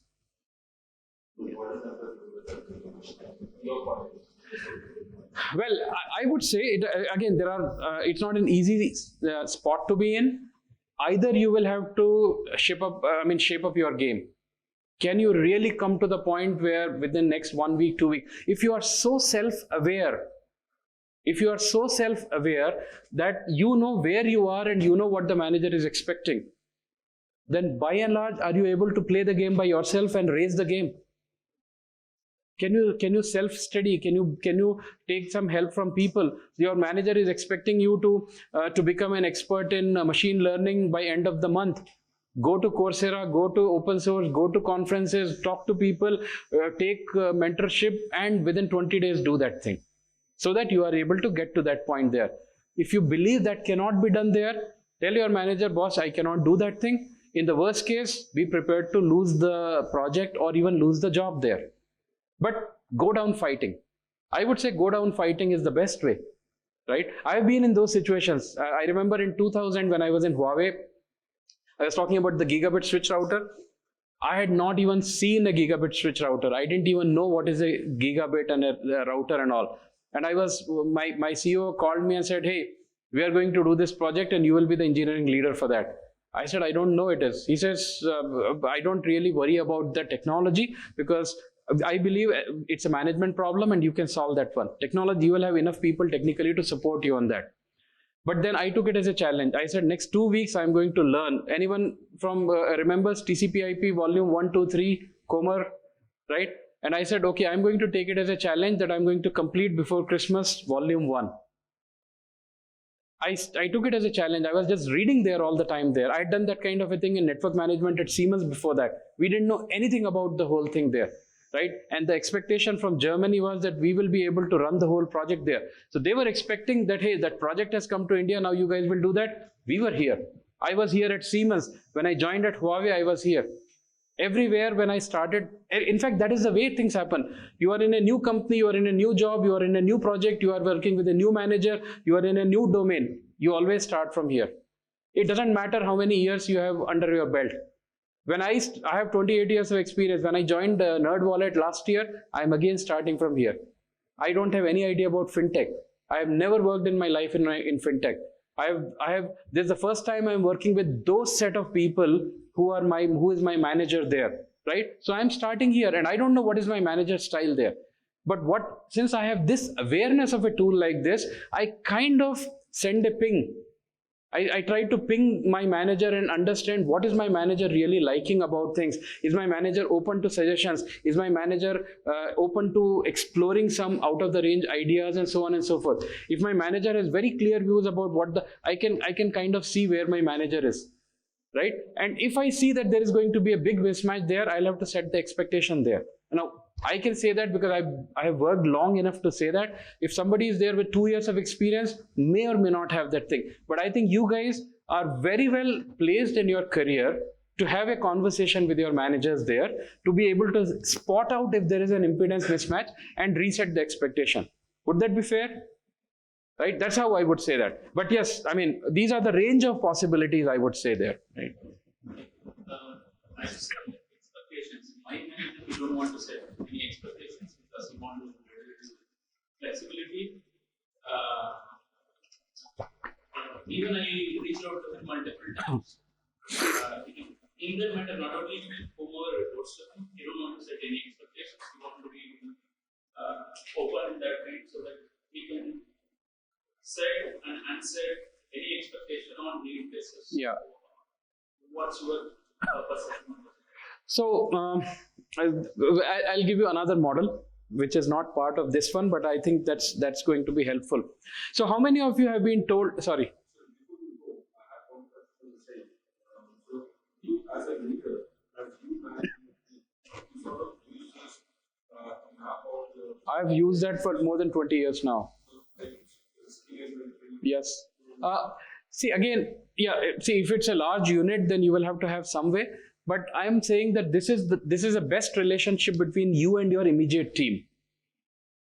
You might be a department manager, I might be a VP with 300 people, but if I'm a VP, I probably have only 4 direct reports. And my relation with those 4 direct reports is what I'm caring about here. Those 4 direct reports would have directors under them or senior managers under them. They would have something similar there. And end of the day, there is a team lead or a tech lead or a project manager who has 5 or 7 or 10 people in their team. They should have this kind of a relationship. you will be responsible to your boss of the category. Yes. So that means from the bottom up, you should know, okay, the skills that I have, this is what the benefits will be doing, how you will focus. Yes. Yeah, I mean, I would assume that if you have 4 or 5 people and you are a connected leader, you are having weekly one-on-ones, you are talking to people in the corridor, in the hallways, you are not waiting for a formal, structured kind of a conversation, but you have a lot of informal, impromptu hallway conversations, you have social chit-chat kind of happening with the people, you would pretty much know where your 4 team members are. I mean, let's be honest, if as a leader you don't know, shame on you. That's how I would look at a leader. If you don't know the motivation of your team members, 4, 5, 7 people, then shame on you as a leader. You are not the right person for that. You should be able to at least have at the back of the mind, understand what are the top 3 challenges going on with my team member. Somebody is having a family problem. Somebody is having a ailing parent at home there because of which they are not able to give your attention at home. Somebody is having the key reasons, right? I mean, that at that level, you should be able to do that. That would be a connected leader. Otherwise, you are just just a Microsoft Office manager who is just relying on Excel sheet and right? What's that? Some leader access to data, like emails, Yeah. something wrong, so that they can explain Correct. Yeah. So obviously, we don't want that kind of a. Yeah. Can you say that this is a co-journey? It's a co-journey. Yes, it's a co-journey. So when I was first exposed to that more than almost 18-20 years back, and I became a manager at that time, I went through, when I was at Philips those days, Philips used to do a lot of investment in training the managers. I mean, that's one of the things, I think in 20 years we have lost it. when I became a manager, I think I've gone through hundreds of training really, and that has helped me shape myself. I don't know how you guys get the training today. I think it has gone down multiple levels as an industry, not as a company. Some companies might be doing it. So when I went through that, I started subconsciously using it. So what I used to do was, I had some teams, 20 people team actually. Now 20 people, obviously I cannot know every single thing there, but still I would try to do that thing. I don't know who is at what level. So what I would do is I would ping people. And I would do it basically based on multiple things. So it could be as simple as, hey, and my best candidates for a job were the people who had never done that in their life before it. Because a lot of times I have seen as a manager that we have this whole inertia that is holding us to even volunteer for that. But if the manager assigns it, then they are completely comfortable. Because if I am a volunteer and I don't deliver it, people look at me and say, hey, you screwed up. But if it was assigned to me, it is okay for me to take the blame, because it's like, hey, my manager assigned it to me, I could not do it. That is the easier narrative to accept, rather than a narrative where you say, I signed up for that, I volunteered and I could not deliver. The guilt is much more there.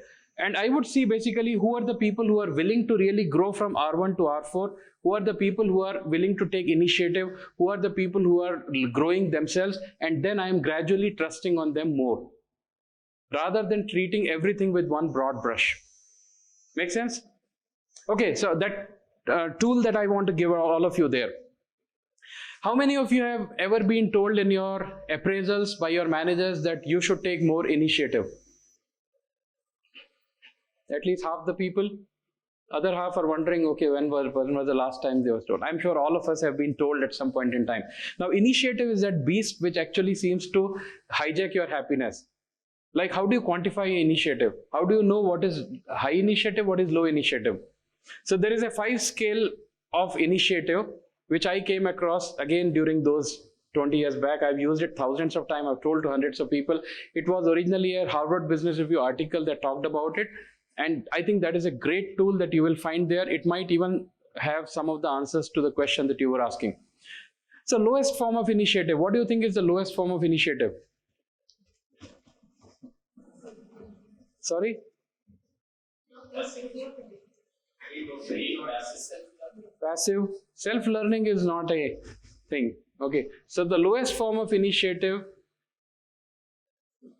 is wait. I will do what my manager will ask me to do. Right? Why should I take any initiative? Is that right? Can you think of any lower form of initiative than that? It might be negative sabotaging. If the manager says, I will not do it. But for a moment, let's assume that wait is the lowest form here, right? So you're waiting for it. Now, honestly, wait is not bad. It depends on the context. Like I said, if you have a new manager, would you know exactly what to do, or would you wait for something? You'd probably wait, because you don't know what the manager wants there. You are in a new job, new project, new role, new assignment. It's very well likely, like I said, you will start from R1. It's very similar to the R1 kind of a thing, because you are waiting for somebody to come and do that. Now, suppose you are a good employee. You have gone to the point where you say, I don't want to live this life. I've been sitting here for the last 3 days. Nobody is telling me what to do there. What is the next step? And if you have to take initiative, what will you do? So we'll come to execute in a moment there, because there are still a lot of things there, but you will ask. You will ask your manager, hey, is there something that I can do? I have finished whatever you told me. What can I do next? You will start taking some level of initiative, which is more than wait. Right? Now you start doing little more of asking things and all. You start understanding. Maybe you know the little bit of a context there. What do you think would be the next stage? Sorry? Go with ideas is a very good thing. Improvisation. Volunteer. Suggest. Okay, so you guys came pretty close to. Okay, it's the word that is there is recommend here, but very close to. You said suggest and you said ideas, right? Or volunteer. Somebody said. So you start recommending it. Why are you recommending and not executing? You don't have the authority. You don't know if my manager will like those ideas or not. You don't know if you have understood the problem completely or not. You haven't built that kind of a rapport yet. So you are testing it. You are sending some ping messages to your manager. What is the best way of sending a ping message? You recommend things. Hey, you are not able to hire. You are all sitting in a staff meeting. You say, hey, I think we should go and talk to some of these outplacement agencies. I heard a lot of companies are outer ring road are doing layoffs right now. I think it would be a great idea for us to do outplacement. You are recommending it.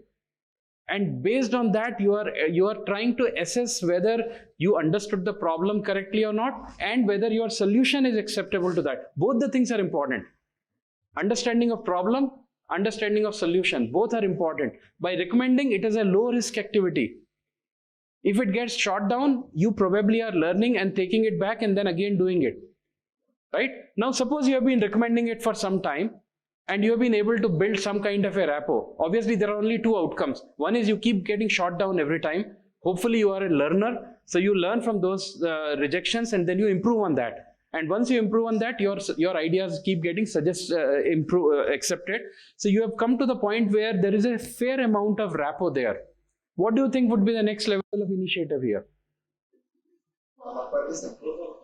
Permission, proof of concept, execution, approval, follow-up.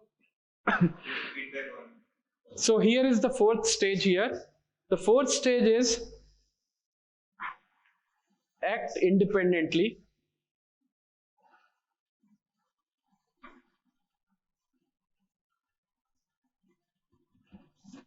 But report immediately.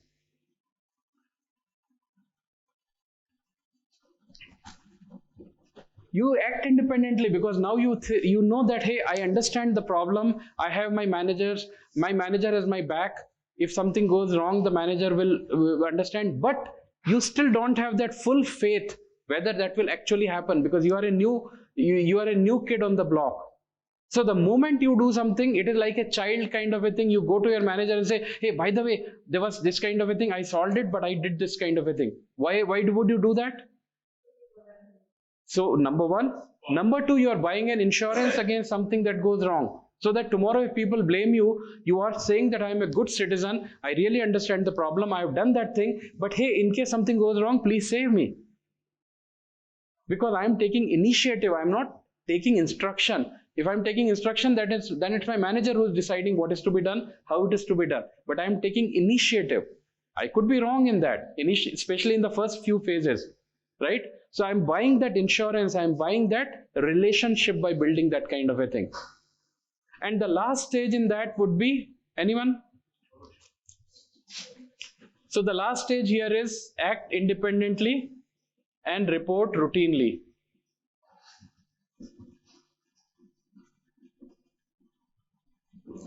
So maybe you have a weekly one-on-one or you have a monthly one-on-one with your manager, and you say, hey, by the way, last week there was this problem there. I fixed that one. It's all looking fine now. And the rapport by that time with you and your manager is complete. So much that your manager understands because it's just a reporting that you are doing. You're not seeking an approval. You're not seeking a insurance cover. You are just telling that thing that happened to you. Do you see a difference between stage 1 to 5? This is a very good scale for initiative. You can measure yourself in that. Now, none of us will be on a single point. Even when we as an individual, on some areas we might be here, some areas we might be here, some areas we might be here. A good way to really use, the way I have used it all these years is, look at the key KRAs of your function. What are the key deliverables? What are the key responsibility areas? Try to map it in your mind. And don't go for the kill. Just try to move them one notch up. So suppose there are things where you are sitting here. Suppose there are things where you are sitting in the wait state. You are consciously aware of it now. What is the most logical step of taking initiative? You try to ask. Hey, is there something that I can do in that? I have seen that this is the kind of thing that is there. If you are in the ask phase and you realize that, hey, I have not taken an initiative of going to my manager with some ideas there, maybe you want to recommend something. Try to just move yourself up on some of the KRAs of your job there. And you will find that you will be able to, when you put a time like a thing, you revisit this after 3 months, you will find you have made a qualitative impact into your work life. Because instead of waiting there and not taking any initiative, you would have actually taken a lot of initiative over there. Okay, I'll just pause. Does it make sense? I think I'll just come to you. I have two managers. One where I'm already at the active input phase. Okay. This manager is an element. Oh, good idea, park it. Good idea, park it. I've been parking it for the past 15 years. So none of the ideas get, either nice or I'm not able to move on the and I work and work is just a work. It's still a pending task. It never gets over. How do I tackle the situation of this kind with the second one? So there can be n number of reasons, and don't get me wrong, I'm not picking on you just to do. It's possible that maybe he feels that your ideas are not good enough.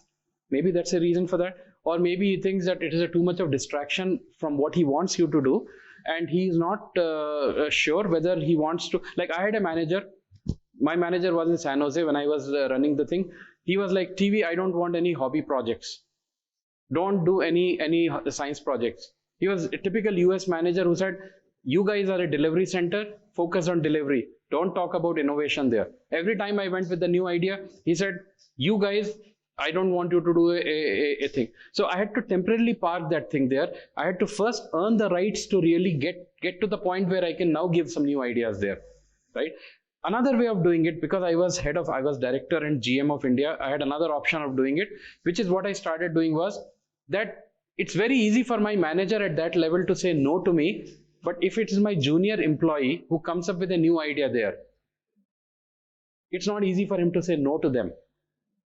So I would say, okay, we have a demo time here. When that guy is coming here for the next time, we'll show a demo of some new ideas there. So I'm just using the same thing, but I'm passing on the credit to a junior. See, senior leaders invariably don't want to upset the junior most employees. It's very easy for him to say no to me, but it's very difficult for him to say no to the junior most employee. So I would typically do that kind of a thing of showcasing their work. Now it is their idea. I'm just facilitating here. And many a times those ideas would go through because they are like, it's a good technical idea, that kind of a thing there. It may or may not work. I'm just giving you some instances of that. The charter could be a problem. Like in my case, charter was a problem. We don't know what is the challenge in your manager's case.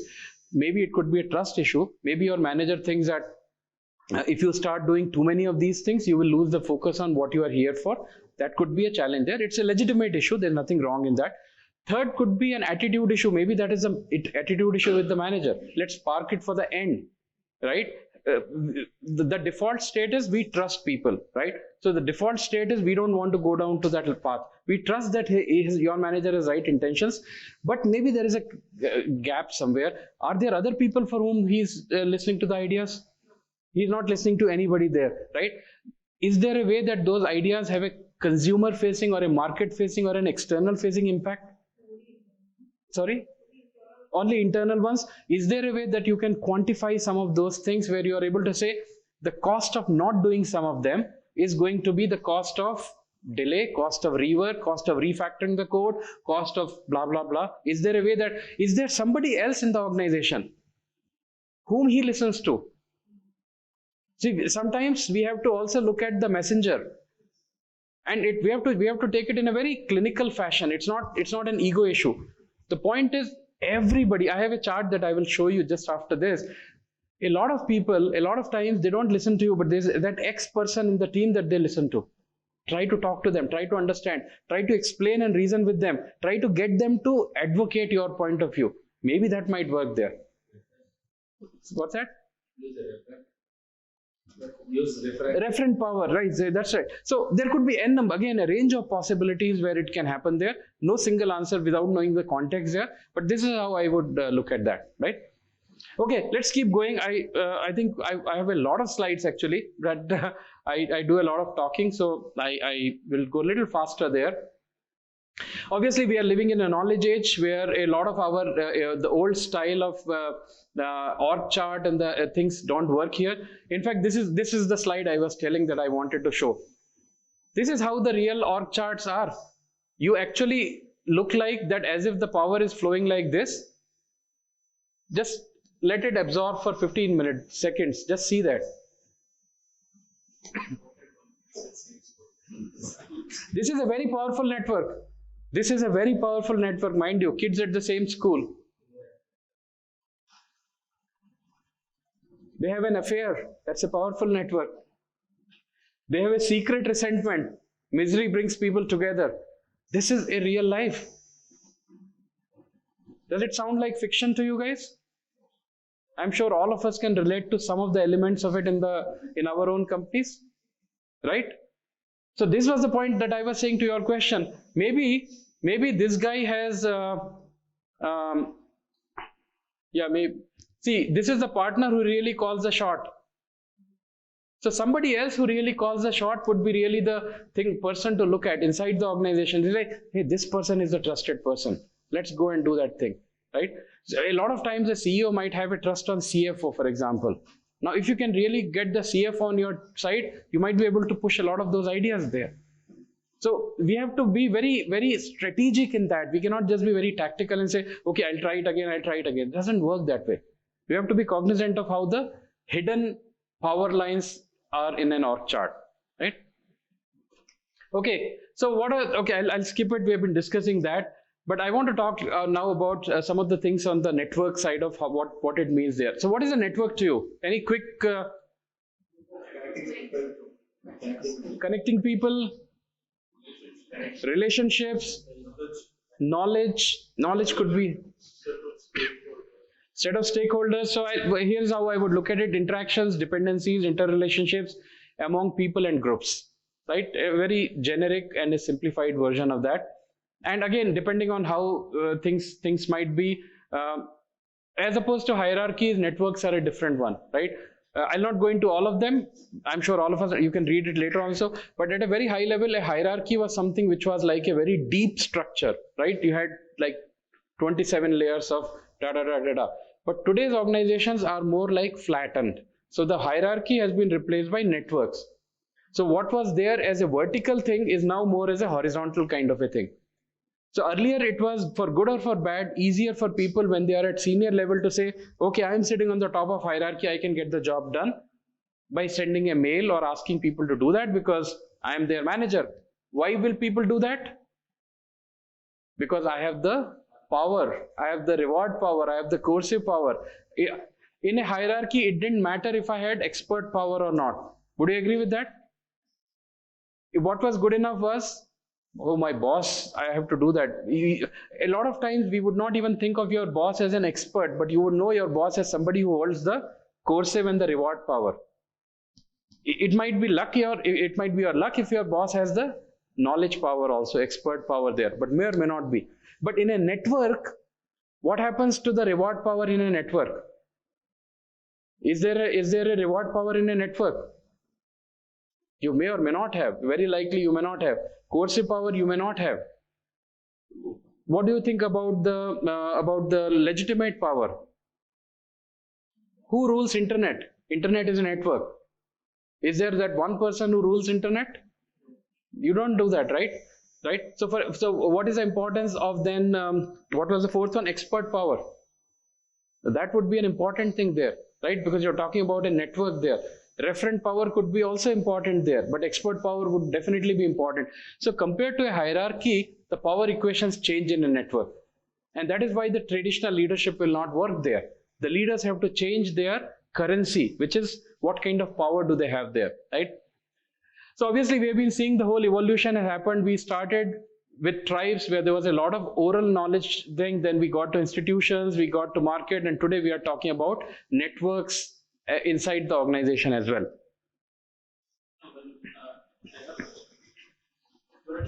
Even we have assignment given yesterday. Okay. Connect with minimum 5 stakeholders, cross-functional, and get the response. So let's say I have completed this assignment and I have the response recorded as a proof for establishing this connection. But can I say they are part of my network? When could I say someone is part of my network?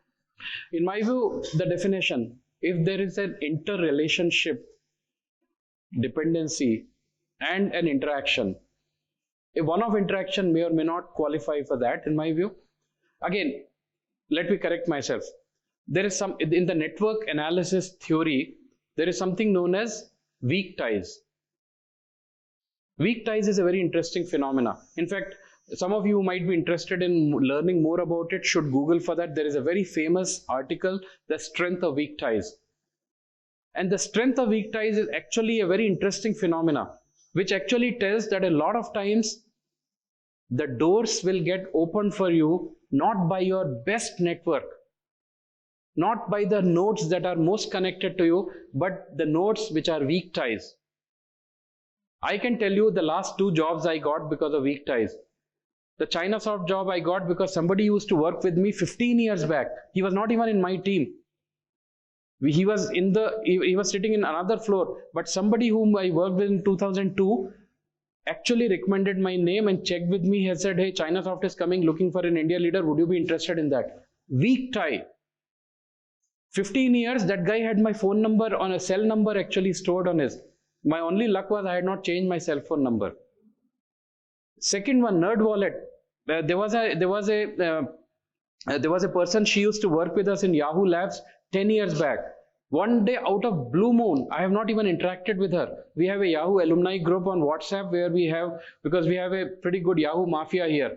I mean, right from the guy who runs Walmart in India to the guy who is CTO of Flipkart to everybody is all ex-Yahoo. So I know them personally because of the network that we have built there. But this lady was a weak tie in that, because in 10 years since I left Yahoo and she left Yahoo, we have not even exchanged a single message. And suddenly she pings me and says, hey TV, I'm working with this new interesting company. Would you be interested we are looking to build India Center, looking for a leader for India. Would you be interested in that? So strength of weak ties, this is exact title of that. Please Google it. You will be amazed at what the thing is there. So don't ignore that weak interaction link that might be there. But I would still not call them as your network, because it's a one-off interaction there. I would still think a network should have a more symmetric kind of a thing, where there is an interdependency, interrelationship kind of a thing, rather than a one-off interaction. You can still have a one-off interaction, totally possible there. Make sense? So you can have n number of networks inside the company, right?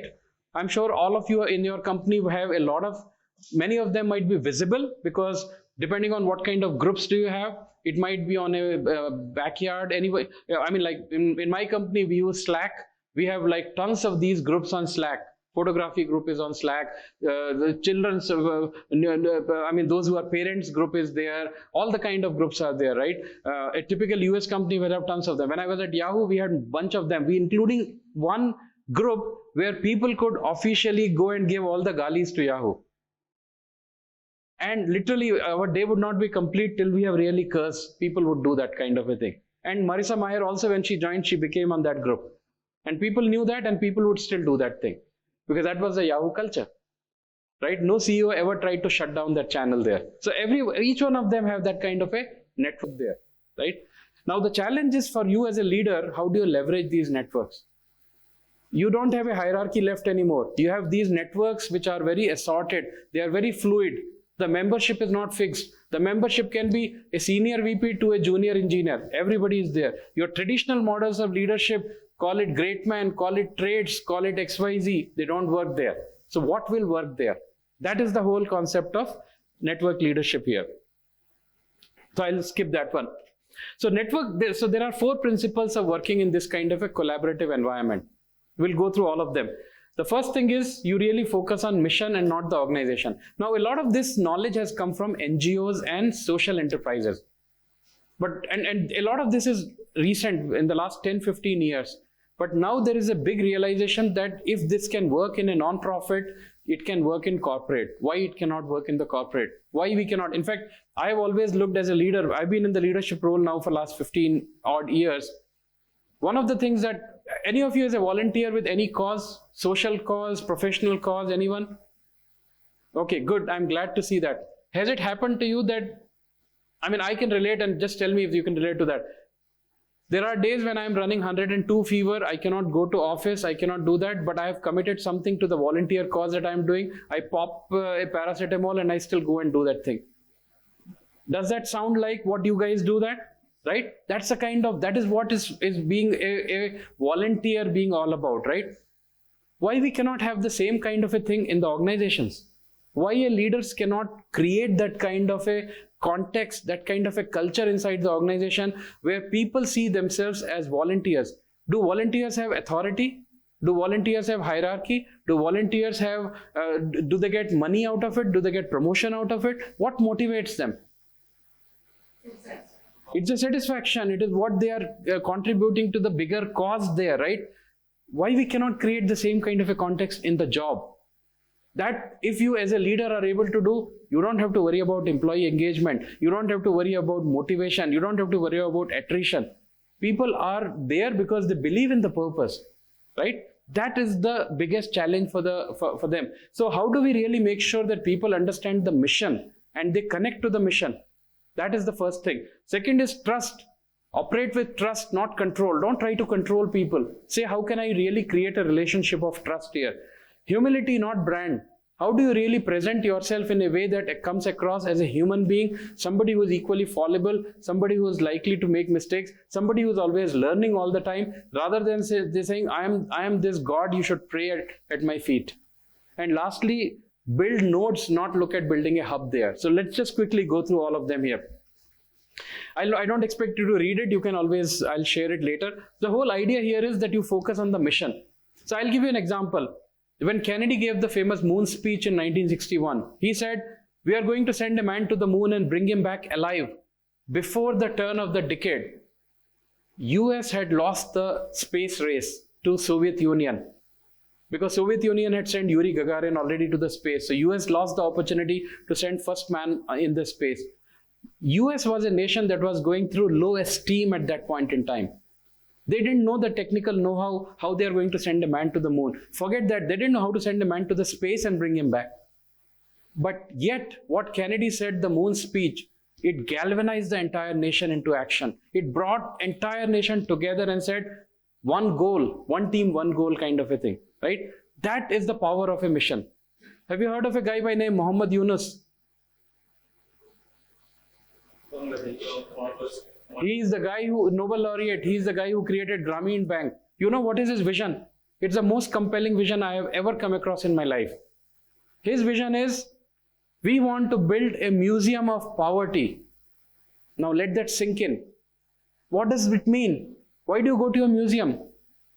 You go to a museum to see things that don't exist today. He believes that he wants to build a museum of poverty. He sees a time in future where there will be no poverty left on the face of earth. And the only way people will have to know what is poverty, they will have to go to a museum to do that. Would you not want to be a part of that mission? It is the most compelling vision. You have 2 billion people on earth who have less than $2 a day subsistence, right? You have an opportunity to make yourself a part of such a larger than life kind of a thing. You will want to be there. It doesn't matter what is the organization. The mission is so important there. Now, why we cannot create that? Why our organization leaders cannot create that kind of a mission? Why do we talk about top line, bottom line, and those kind of a things? How many of the leaders have you seen talking about the mission? One of the reasons I got impressed by what Pinkesh did for IPL when he came and said, our mission is to build 10,000 product leaders. Has he spoken to you about that? That is the mission that he built the IPL with. And I loved that. I said, yes, that makes sense. There are n number of ways of creating educational institutions. There are n number of ways making money out of it. But how many of them have a higher calling? How many of them have a goal that we see India as a product nation in the coming years and we want to really prepare 10,000 product leaders for this country? That is a mission, and that's the reason I like to be a part of it, right? That's what calls me here. I'm not even on the active payrolls of IPL. You won't find me in the guest list. I used to be associated. I was telling some people last time I spoke was probably in this room was 2 years back or 3 years back. But it is that mission that really connects me to that, right? So that's the first one. Trust is an important part. The networks are built of trust. The more trust you give, the more trust you get. It's not about control. You try to control it, it fails there. So the most effective network leaders really operate on a trust basis there. It's not to say that we are talking about blind trust here. We're talking about really establishing and making the right kind of a trustful relationship there. But the whole idea is there's no hierarchy here. So you are basically seeing how can I really create an engagement among people. How do you create the engagement there? If you don't trust people, you don't give them responsibility, you double check on what they are doing. Do you think they are going to work with you? They are not obligated to work for you. They are not part of your organization. They are not part of your org chart. They are all independent units. So you are a product manager. Tomorrow you guys will go back with the knowledge of IPL and you say, I want to launch a new product there. Who are your other stakeholders? Somebody in finance, somebody in marketing, somebody in customer support, somebody in customer service or some other things, right? What is it? Is it a hierarchy? In fact, product leader is a great example of a role. How many people report into a product manager? I'm sorry, there's a question. Tell me the number. Who all report into a product manager? 0. Product manager is a role of influence. It is not a role of authority. Okay, again, in the true spirit of the product management role, a product management role is really a role of orchestration. It is not a role of hierarchy. You are orchestrating with finance, you are orchestrating with market research, you are orchestrating with marketing team there, you are orchestrating with the product marketing, you are orchestrating with the with n number of constituents. You cannot you have reward power. As a product manager, do you have reward power? Can you give promotions to any of the constituent projects? Can you punish any of them for not meeting the targets? Do you have a legitimate power? Are you the CEO of the company? Yeah, we might say that a product manager is the CEO of the product. Try sending a mail and saying, tomorrow I want everyone at 8 o'clock and see what happens. You will be there for a rude shock. Do you have an expert power? You may not even be an expert on every constituent, right? You don't understand pricing. You don't understand GTM. You don't understand everything. You are simply orchestrator. You have a network power. And that is what this is all about. A network power is the secret sauce that really glues it together. It could be a lot of persuasion. It could be a lot of humility that we are talking. Trust is one of the biggest enablers of that. If you cannot create relations of trust, you will not be able to leverage the network power. You had something? When the first role of product managers started with this, that will be mistakes there and will continue to make mistakes. So again, every company has a different one. Don't get me wrong. Microsoft has a different one. Yahoo had a different one. In Yahoo, we had product managers. Nobody reported into them. And I would say 80% of the companies I see, nobody reports into them. Microsoft had a different one. They used to call them program manager, and they were also product managers there, right? And now I don't know what it is. They might have changed it. This is like 10-year-old. So different companies still like that. So different companies have different kind of things there. But conceptually and as a framework, as a metaphor, a product manager doesn't wield any people or traditional basis of power. This is the industry standard, right? Would you guys agree with that by and large? Some cases might be different, organizational setup could be different there, but by and large, that is what you will see. And that is the context in which you are operating. So you don't get a team and say, okay, guys, you go that way, you go that way. There's nobody, you are the team. And that is the reason. And in fact, I told you about it since 2007. I am in a role, even as a country head, I had 0 people reporting into me. It gave me a different dimension of leadership there. When nobody reports into you, how do you really bring all the people together? You could be doing it for a non-profit. You could be doing it for IEEE. You could be doing for PMF. You could be doing for a bunch of other kind of things. Or you could be also doing it for your core job there. It's the skill that really is important there. Humility. Guess what? Nobody reports into you if you are really having that, I am the boss, kiss my feet. Is anyone going to work with you? No one is anyway working for you. And if you have an attitude, then nobody is going to even work with you.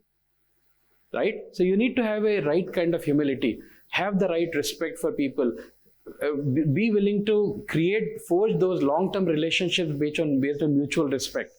Only then you would be able to really leverage the kind of right respect, right kind of a network there. Right? You can read this later, but that's the gist of it. And finally, it is not about you. If you are winning all the time, will people work for you? Will people work with you? Nobody wants to work with somebody who will hog the limelight all the time. Nobody wants to work with people who will steal all the credit. People want to work with people who will elevate them. People want to work with people who will give them more than what they can do by themselves and showcase them and say, these are the stars. That is the kind of a thing. So here what we say is build constellations rather than lone stars. Don't focus on one individual. Build the constellations. I have a rock star team there. You are familiar with Moneyball? Anyone has read the Moneyball or watched the movie Moneyball? So those who have not, you should look at that, because there was a time, Moneyball is a great real account of how he built the team there when he didn't have budget there. Instead of hiring all the rock stars, he basically did a very different approach based on the data of individual one of them and built a team that actually went on to win the Super Bowl later on there, right? It's a very different perspective. Exactly, he didn't go for lone stars. He had no lone stars actually. Billy, that guy, right? Somebody. He actually built constellation. See how as a network leader you are able to do that. That is the key part of it. As a product leader, you are a network leader.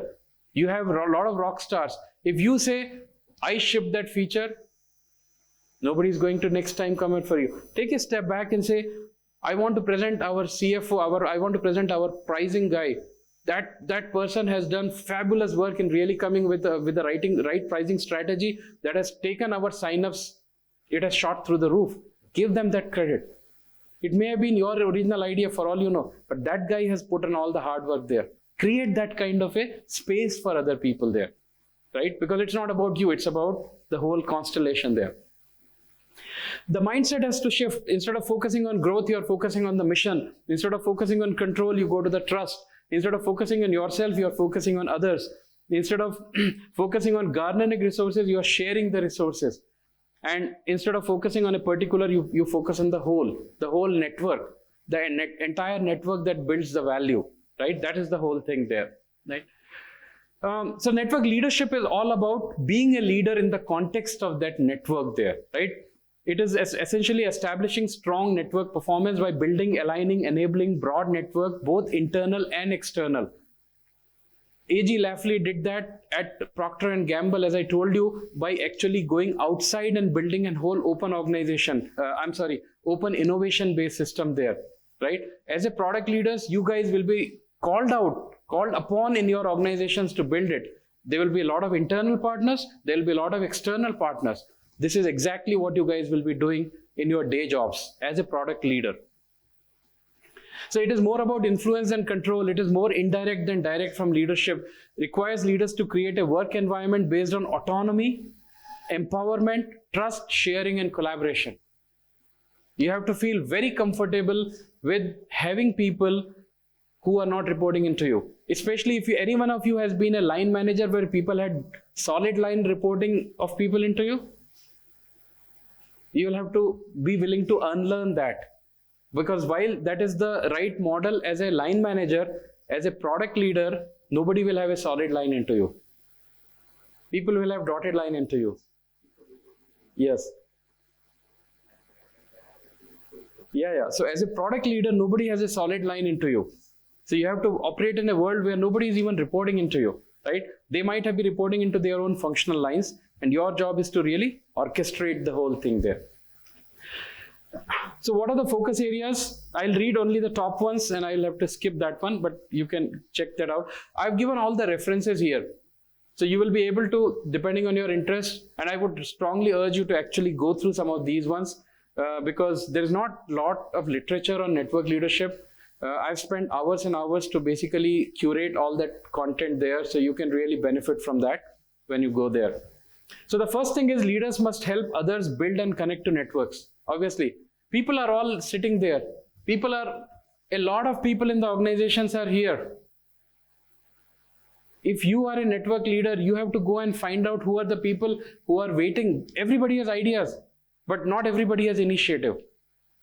You have to go and find out, sign them up for the network there, sign them up for, hey, this is a cool opportunity. Be that person who is willing to excite people. And people want to I want to work with you. Any opportunity, I want to work with you. That kind of a thing. Do you have those kind of followers? Do you have people who are hounding you? Do you have people who are breaking down the doors and saying, I want to work with you. This is a cool project there. I want to be a part of it.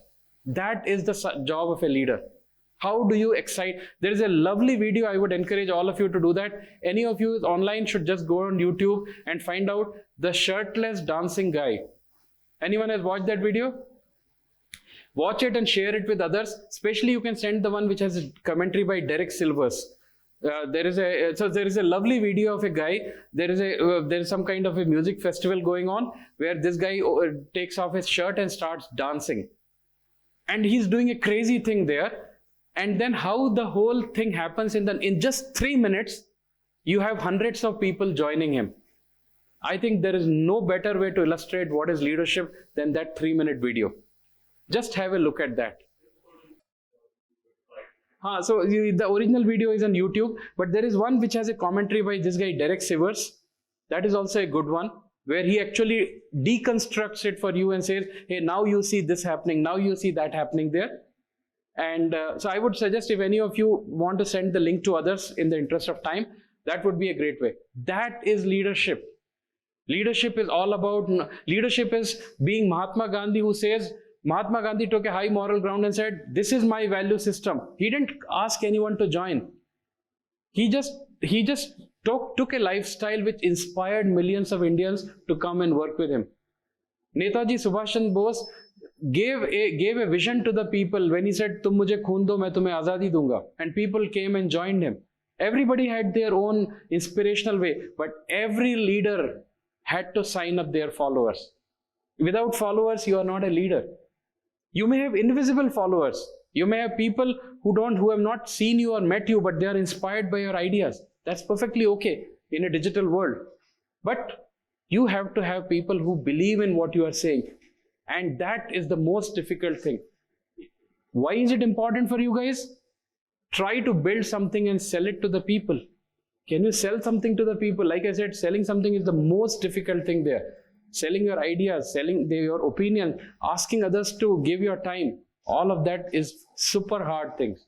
So that's the first most important thing. Be willing to connect others and build the networks there. Leaders must align and direct the network. If it is a very fragmented kind of a thing there, you cannot say, okay, I have built a platform on LinkedIn, I've got 300 people signed up. Now they can do whatever they want to do because I am a very hands-off kind of a people. I want to respect their thing. They are all people who have more experience than me. How can I tell them anything there? Within a few months, that network will become dead.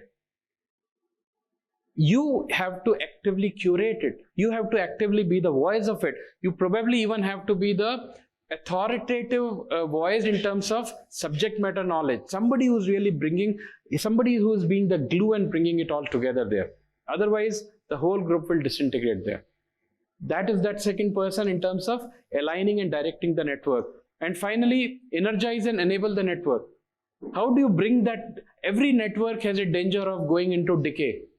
I'm sure all of you at some point in time have been part of some kind of a working group in the office or in your social context or a professional circle where the group ran for 1 year, 2 years, 3 years and then went into downfall.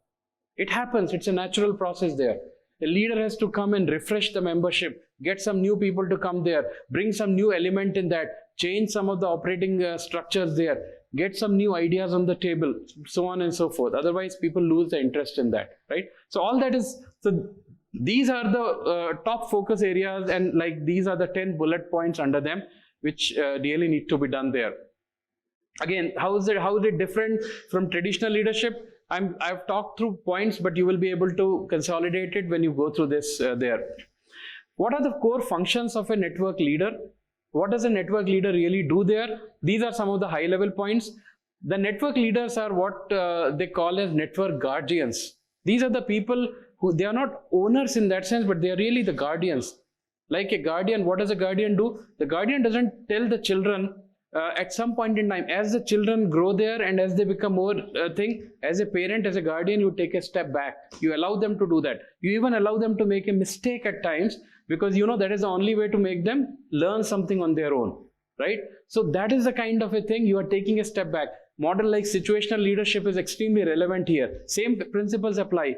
As the group comes together, you kind of take a step back there. You operate more out of trust. You coordinate the whole thing, that kind of stuff there. Other things are kind of self-explanatory: coordination, convening, getting all the people, getting the right kind of people together, making sure that we have the right set of people to start with. Right? How are they going to operate that? What is the kind of a process design you're looking at it? Communication or curation of the content there, how they talk to each other, what kind of things are there, facilitating it in generally, weaving them all together there. There could be people with different personalities there. There could be personality clash. A lot of times it happens there. Like for example, I'll give you an idea. I'm a life member of the oldest computer group in India, which is Computer Society of India. Some of you might have known that, right? For the last 1 year, there has been a hostile takeover. It's like the BCCI kind of a thing happening there. There is a group which has declared there, and these two groups have filed court case against each other actually. I mean, these are all professionals like you and me, and they are fighting like bitter rivals and enemies. It happens. These kind of things happen there also. So it's important for people to really weave the right kind of people and build the right camaraderie, right kind of a culture inside the teams there. These are in details. I'll skip that one. I think I'll skip this for now. I just want to make sure that so what are the competencies needed to operate like a network leader? It needs to have so there's a lot of instead of teamwork, you're doing a lot of influence and persuasion. As you can imagine, you're talking to a network of people, different constituents. Teamwork is important, but more important than you is really you are putting your own credibility there in influencing people, persuading them, saying, hey, I want you to really be a part of this. Only with you really we can make the success, and getting the right people on that. Because a lot of people might be sitting below here. You want to sign up the right kind of people there, right? Instead of communication, you are really focusing more on the empathy part of it. What do people want? What are their needs? What are their wants? It's not just a one-way street. It's a two-way conversation that is happening with the people there, right? Problem solving is not the only way. You are looking at a very iterative way of really doing it. So you are using ideas like design thinking, where you are really bringing the inputs from outside in, rather than saying I know what is the right way of doing it. So you are bringing that kind of a perspective there. Instead of an organization which is like everything is planned perfect, you are really saying, hey, I want to make sure how do we really manage the creative flow. I know that there may not be a deterministic flow. I know that things will go up and down, left and right, back and forth multiple times before we find the right solution. Because in a design thinking, there is no linear flow. It can be all over the place multiple times, and then you get to what might look like a good solution there. Right? So you're not focusing on really building a pakka process, but you're saying, hey, I'm really going to focus on how the things are focused and the flow is really happening there, and kind of work with that. And instead of time management being the only thing, you're looking at resilience and stress management.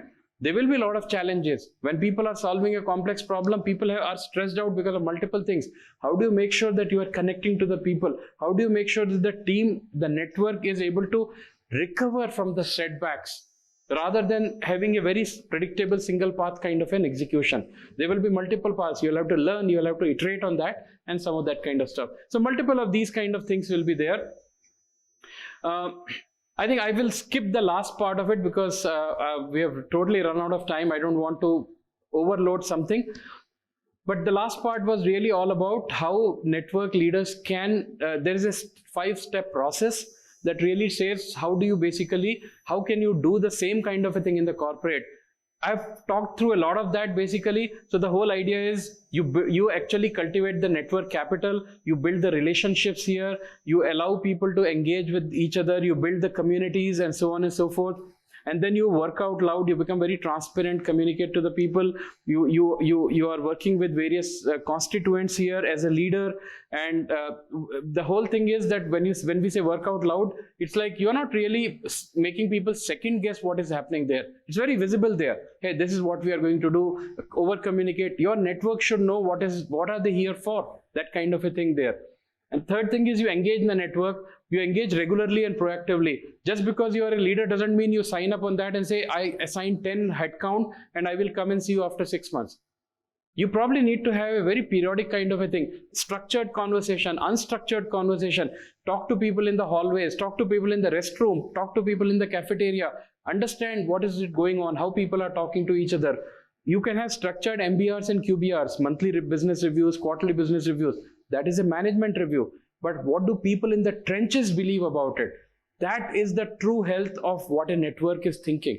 not what people in the top are thinking from very shiny MS project or MS Office reports there, right? Orchestrate and co-create. You are basically, again, all the time you are putting all the things together and helping them do their best. You are not advising them, you are not guiding them, you are not directing them, but you are eliminating intergroup issues. You are removing the friction and making them orchestration. It sounds like a symphonic orchestra. That is what is the aim that you are here. Nobody knows in the symphonic orchestra how many people were bass players, how many people were cello players, how many people were violinists, how many people were tremble, whatever. Everybody hears the symphony and say, this was a perfect symphony. That is what is your aim. That is what you are known for, right? And then lastly, use the network as a sandbox. Do experiments in that. Learn from those network. So you don't optimize it. You use the network to learn and then you optimize it. Because in the first pass, if you start optimizing it, people will be alarmed. Hey, something is wrong. We don't even know how to do this thing. And you are already saying we should cut down cycle time by 20%. You don't want to prematurely optimize something. You want to really learn it and then you kind of optimize the whole thing there. Okay, so I think I'll just skip this one. This is not even relevant right now, but you can read that. How do you really apply the same principles of network leadership as you grow the organization there? There's some interesting conversations here, which I will let you discover on your own there. Okay, let me just close here. So what we talked about is really, we looked at starting from the whole evolution of organizations, how the leadership has also changed there. And now that the organizations are not really very monolithic, very hierarchical, they are more networked. The networks could be inside, the networks could be outside. There is no fixed constituents of it. In fact, there are other models which we have not, I would say we have touched 0.1% of what this subject is all about. There are other models which talk about very fluid kind of networks, where the membership keeps changing there.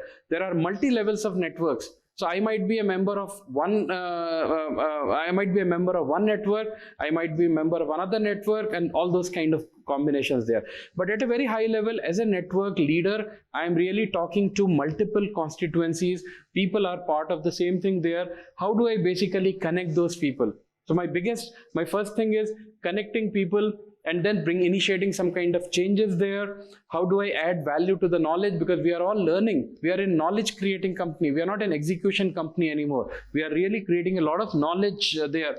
How do we basically learn by doing things there, engage in the conversations, share the expectations? So I'm really working within the context of a network there, where I don't have anything to offer to the network. I don't have any power over them. I just have what we now start to call as a network power. And the network power can be best managed and executed by those 4 principles that we talked about there. What were they? Anyone remembers that? Trust, humility, node, and the mission, right? Thank you. So these are the 4 things which are the tools available to you, which basically allow you to do that. And once you are able to master these ideas, once you are able to kind of do that, you would reach a state of nirvana in your own personal leadership, wherein you can walk inside any organization, any problem, any context. Doesn't matter how many people report to you or nobody reports to you. Doesn't matter, people are in 5 time zones, 20 companies, 51 levels, it doesn't matter there. You are able to, because you are a master network weaver, you are able to weave the whole network together. You are able to understand what are people's own prejudices, how do you really bring them together, how do you align them, how do you engage with them, how do you use the network to kind of build all of these kind of things. So that was a brief introduction to what is network leadership all about. Like I said, it's a very relatively new idea. It's been around only for 15-20 years. It's only now we are beginning to talk about it in the corporate sense. But the more you think of it, it's always been there. It's just that we have started to put a vocabulary and a framework around it now. There was no vocabulary, there was no framework. It's only now that we have started to unpack the various elements of it. Earlier it was black magic. Some people were just like great man theory. There was a great man theory for network leaders also. Some people were just too good at being a network leader. But what were they doing differently? We didn't know that. But now we have been able to deconstruct all of that there. And hopefully we can learn from some of them. I'll stop now. I've been speaking a lot for the last 3 hours. I know we have run out of time. If there's a one or two quick questions, I'm happy to take it. Otherwise, I know you guys have a lunch break or whatever is left of it, and then you have a next batch after that. So how do you bring in this when you have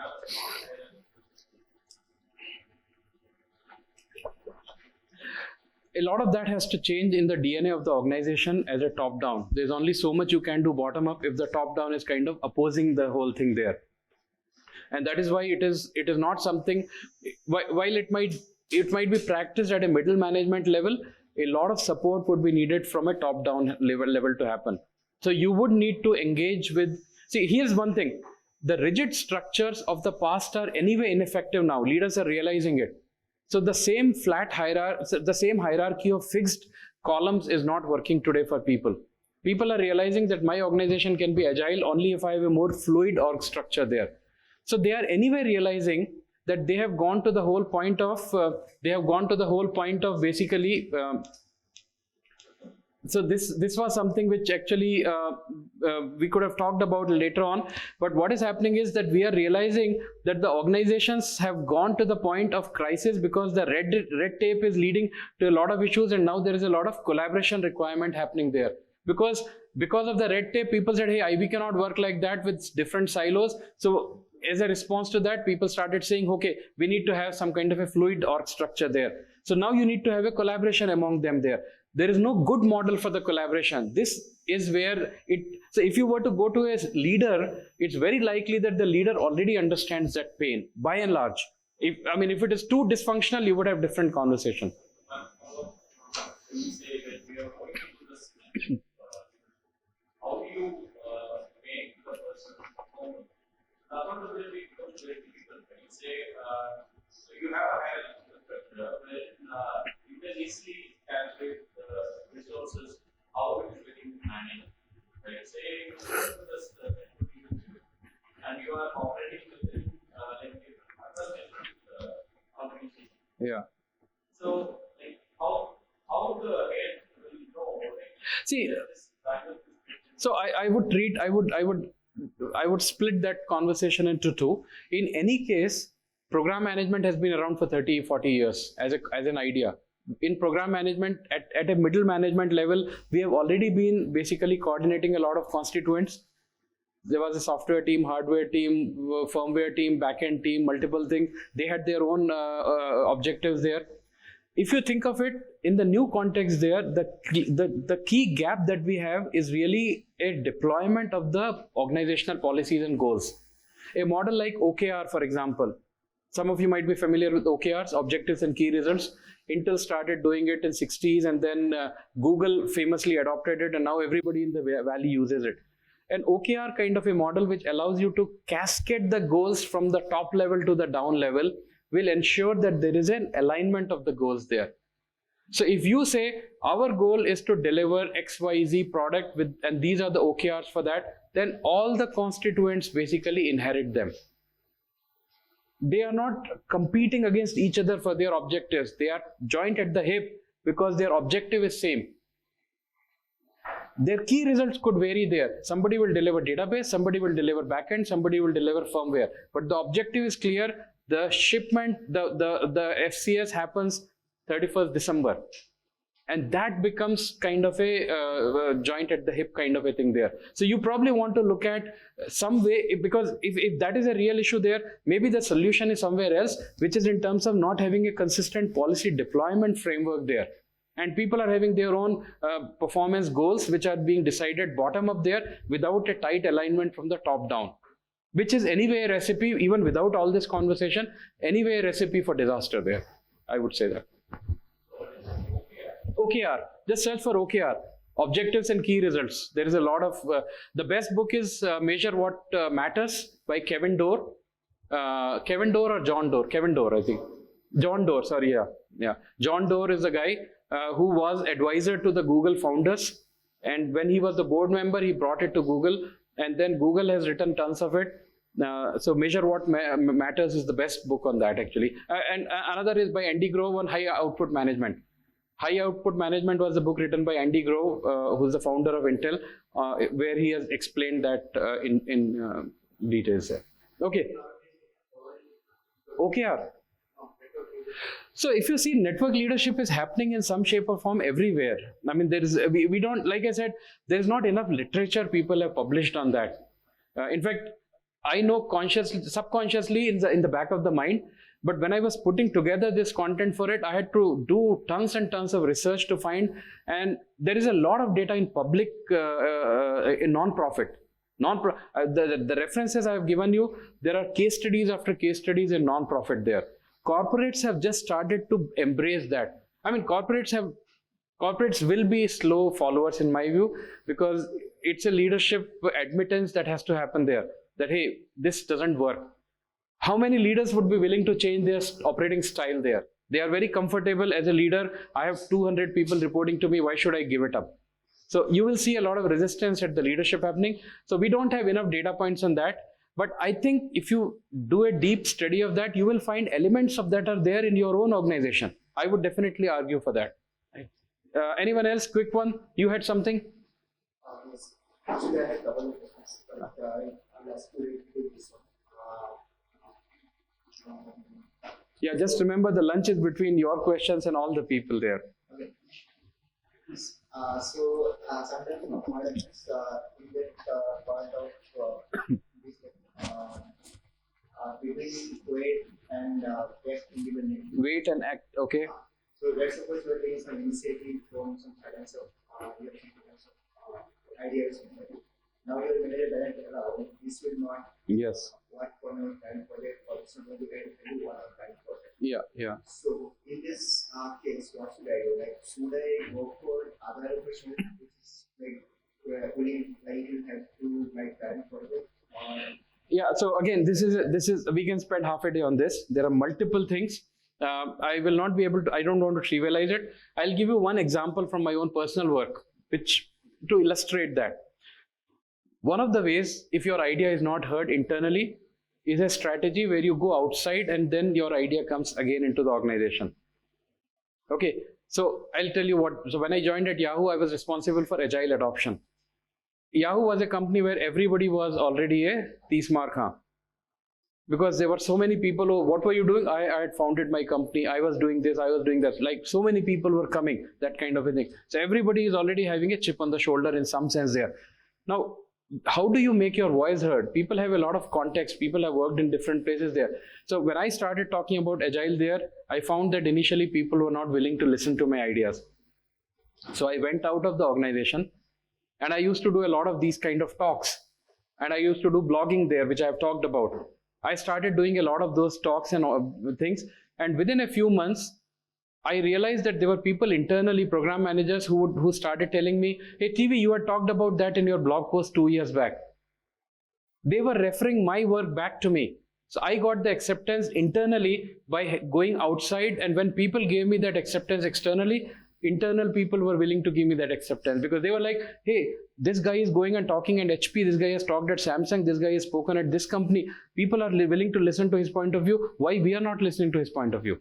So I was able to use that external proof point, external social proof, to build my acceptance internally. This is one example. Again, it may or may not work in every context there. But the point I'm saying is there could be a lot of strategies. Again, you'll have to explore a range of options there to do that kind of a thing there. I remember one of the cases, just to give an idea, Blake Irving came to us from Microsoft. He was a senior VP at Microsoft. He came and he became the head of engineering. There was an engineer there. That engineer basically came to Blake and said, hey, Blake, I have an idea. And Blake was busy, obviously, right? He had 10,000 people working for him. So he said, okay, I'll see you I'm going for a meeting. Why don't you wait here? When I come back, I will see you. This happened at 9 o'clock. Blake, as can be imagined, was in meetings the whole day. 7 o'clock, he returns to his desk. What does he find? That guy is sitting there. He said, who are you? He said, I came to you in the morning. I had an idea. Oh, okay. So what you asked me to wait. That's why I'm waiting there. Can you say no to that guy? That guy waited the whole day there. That engineer waited. Obviously, he kept working on his sitting in the couch. That's not a problem there, right? But that guy showed the grit by making sure that Blake hears him. After that, that guy, Blake, so we used to have these monthly drinks and demos kind of a thing, where people who have come up with some cool idea, they had this platform where they were allowed to do a demo of that. Blake not only told that, he also told the story. And he said, guys, this is the kind of attitude we want to see in people. You have technical chops, good enough. But if you don't have the persistence, if you don't have the belief that, hey, my idea is so good that if I have to sit the whole day to show to my head of engineering, EVP of engineering, I'm going to do that. That is the kind of attitude that will be there. So I'm just giving an example. These are instances. So obviously the specific thing could be very different, but I hope you get a sense of what I'm trying to say here. Right? I think I'll have to stop. I know these guys, sorry for running out of time, but thanks. I hope it was of some value to you, and look forward to interact again. Wish you all the best in your EMBA. And if there's anything, you can connect me with me on LinkedIn, and happy to have any conversation on that. I'll share this on SlideShare. I'll send the link back to IPL so that you can access that one. Thank you.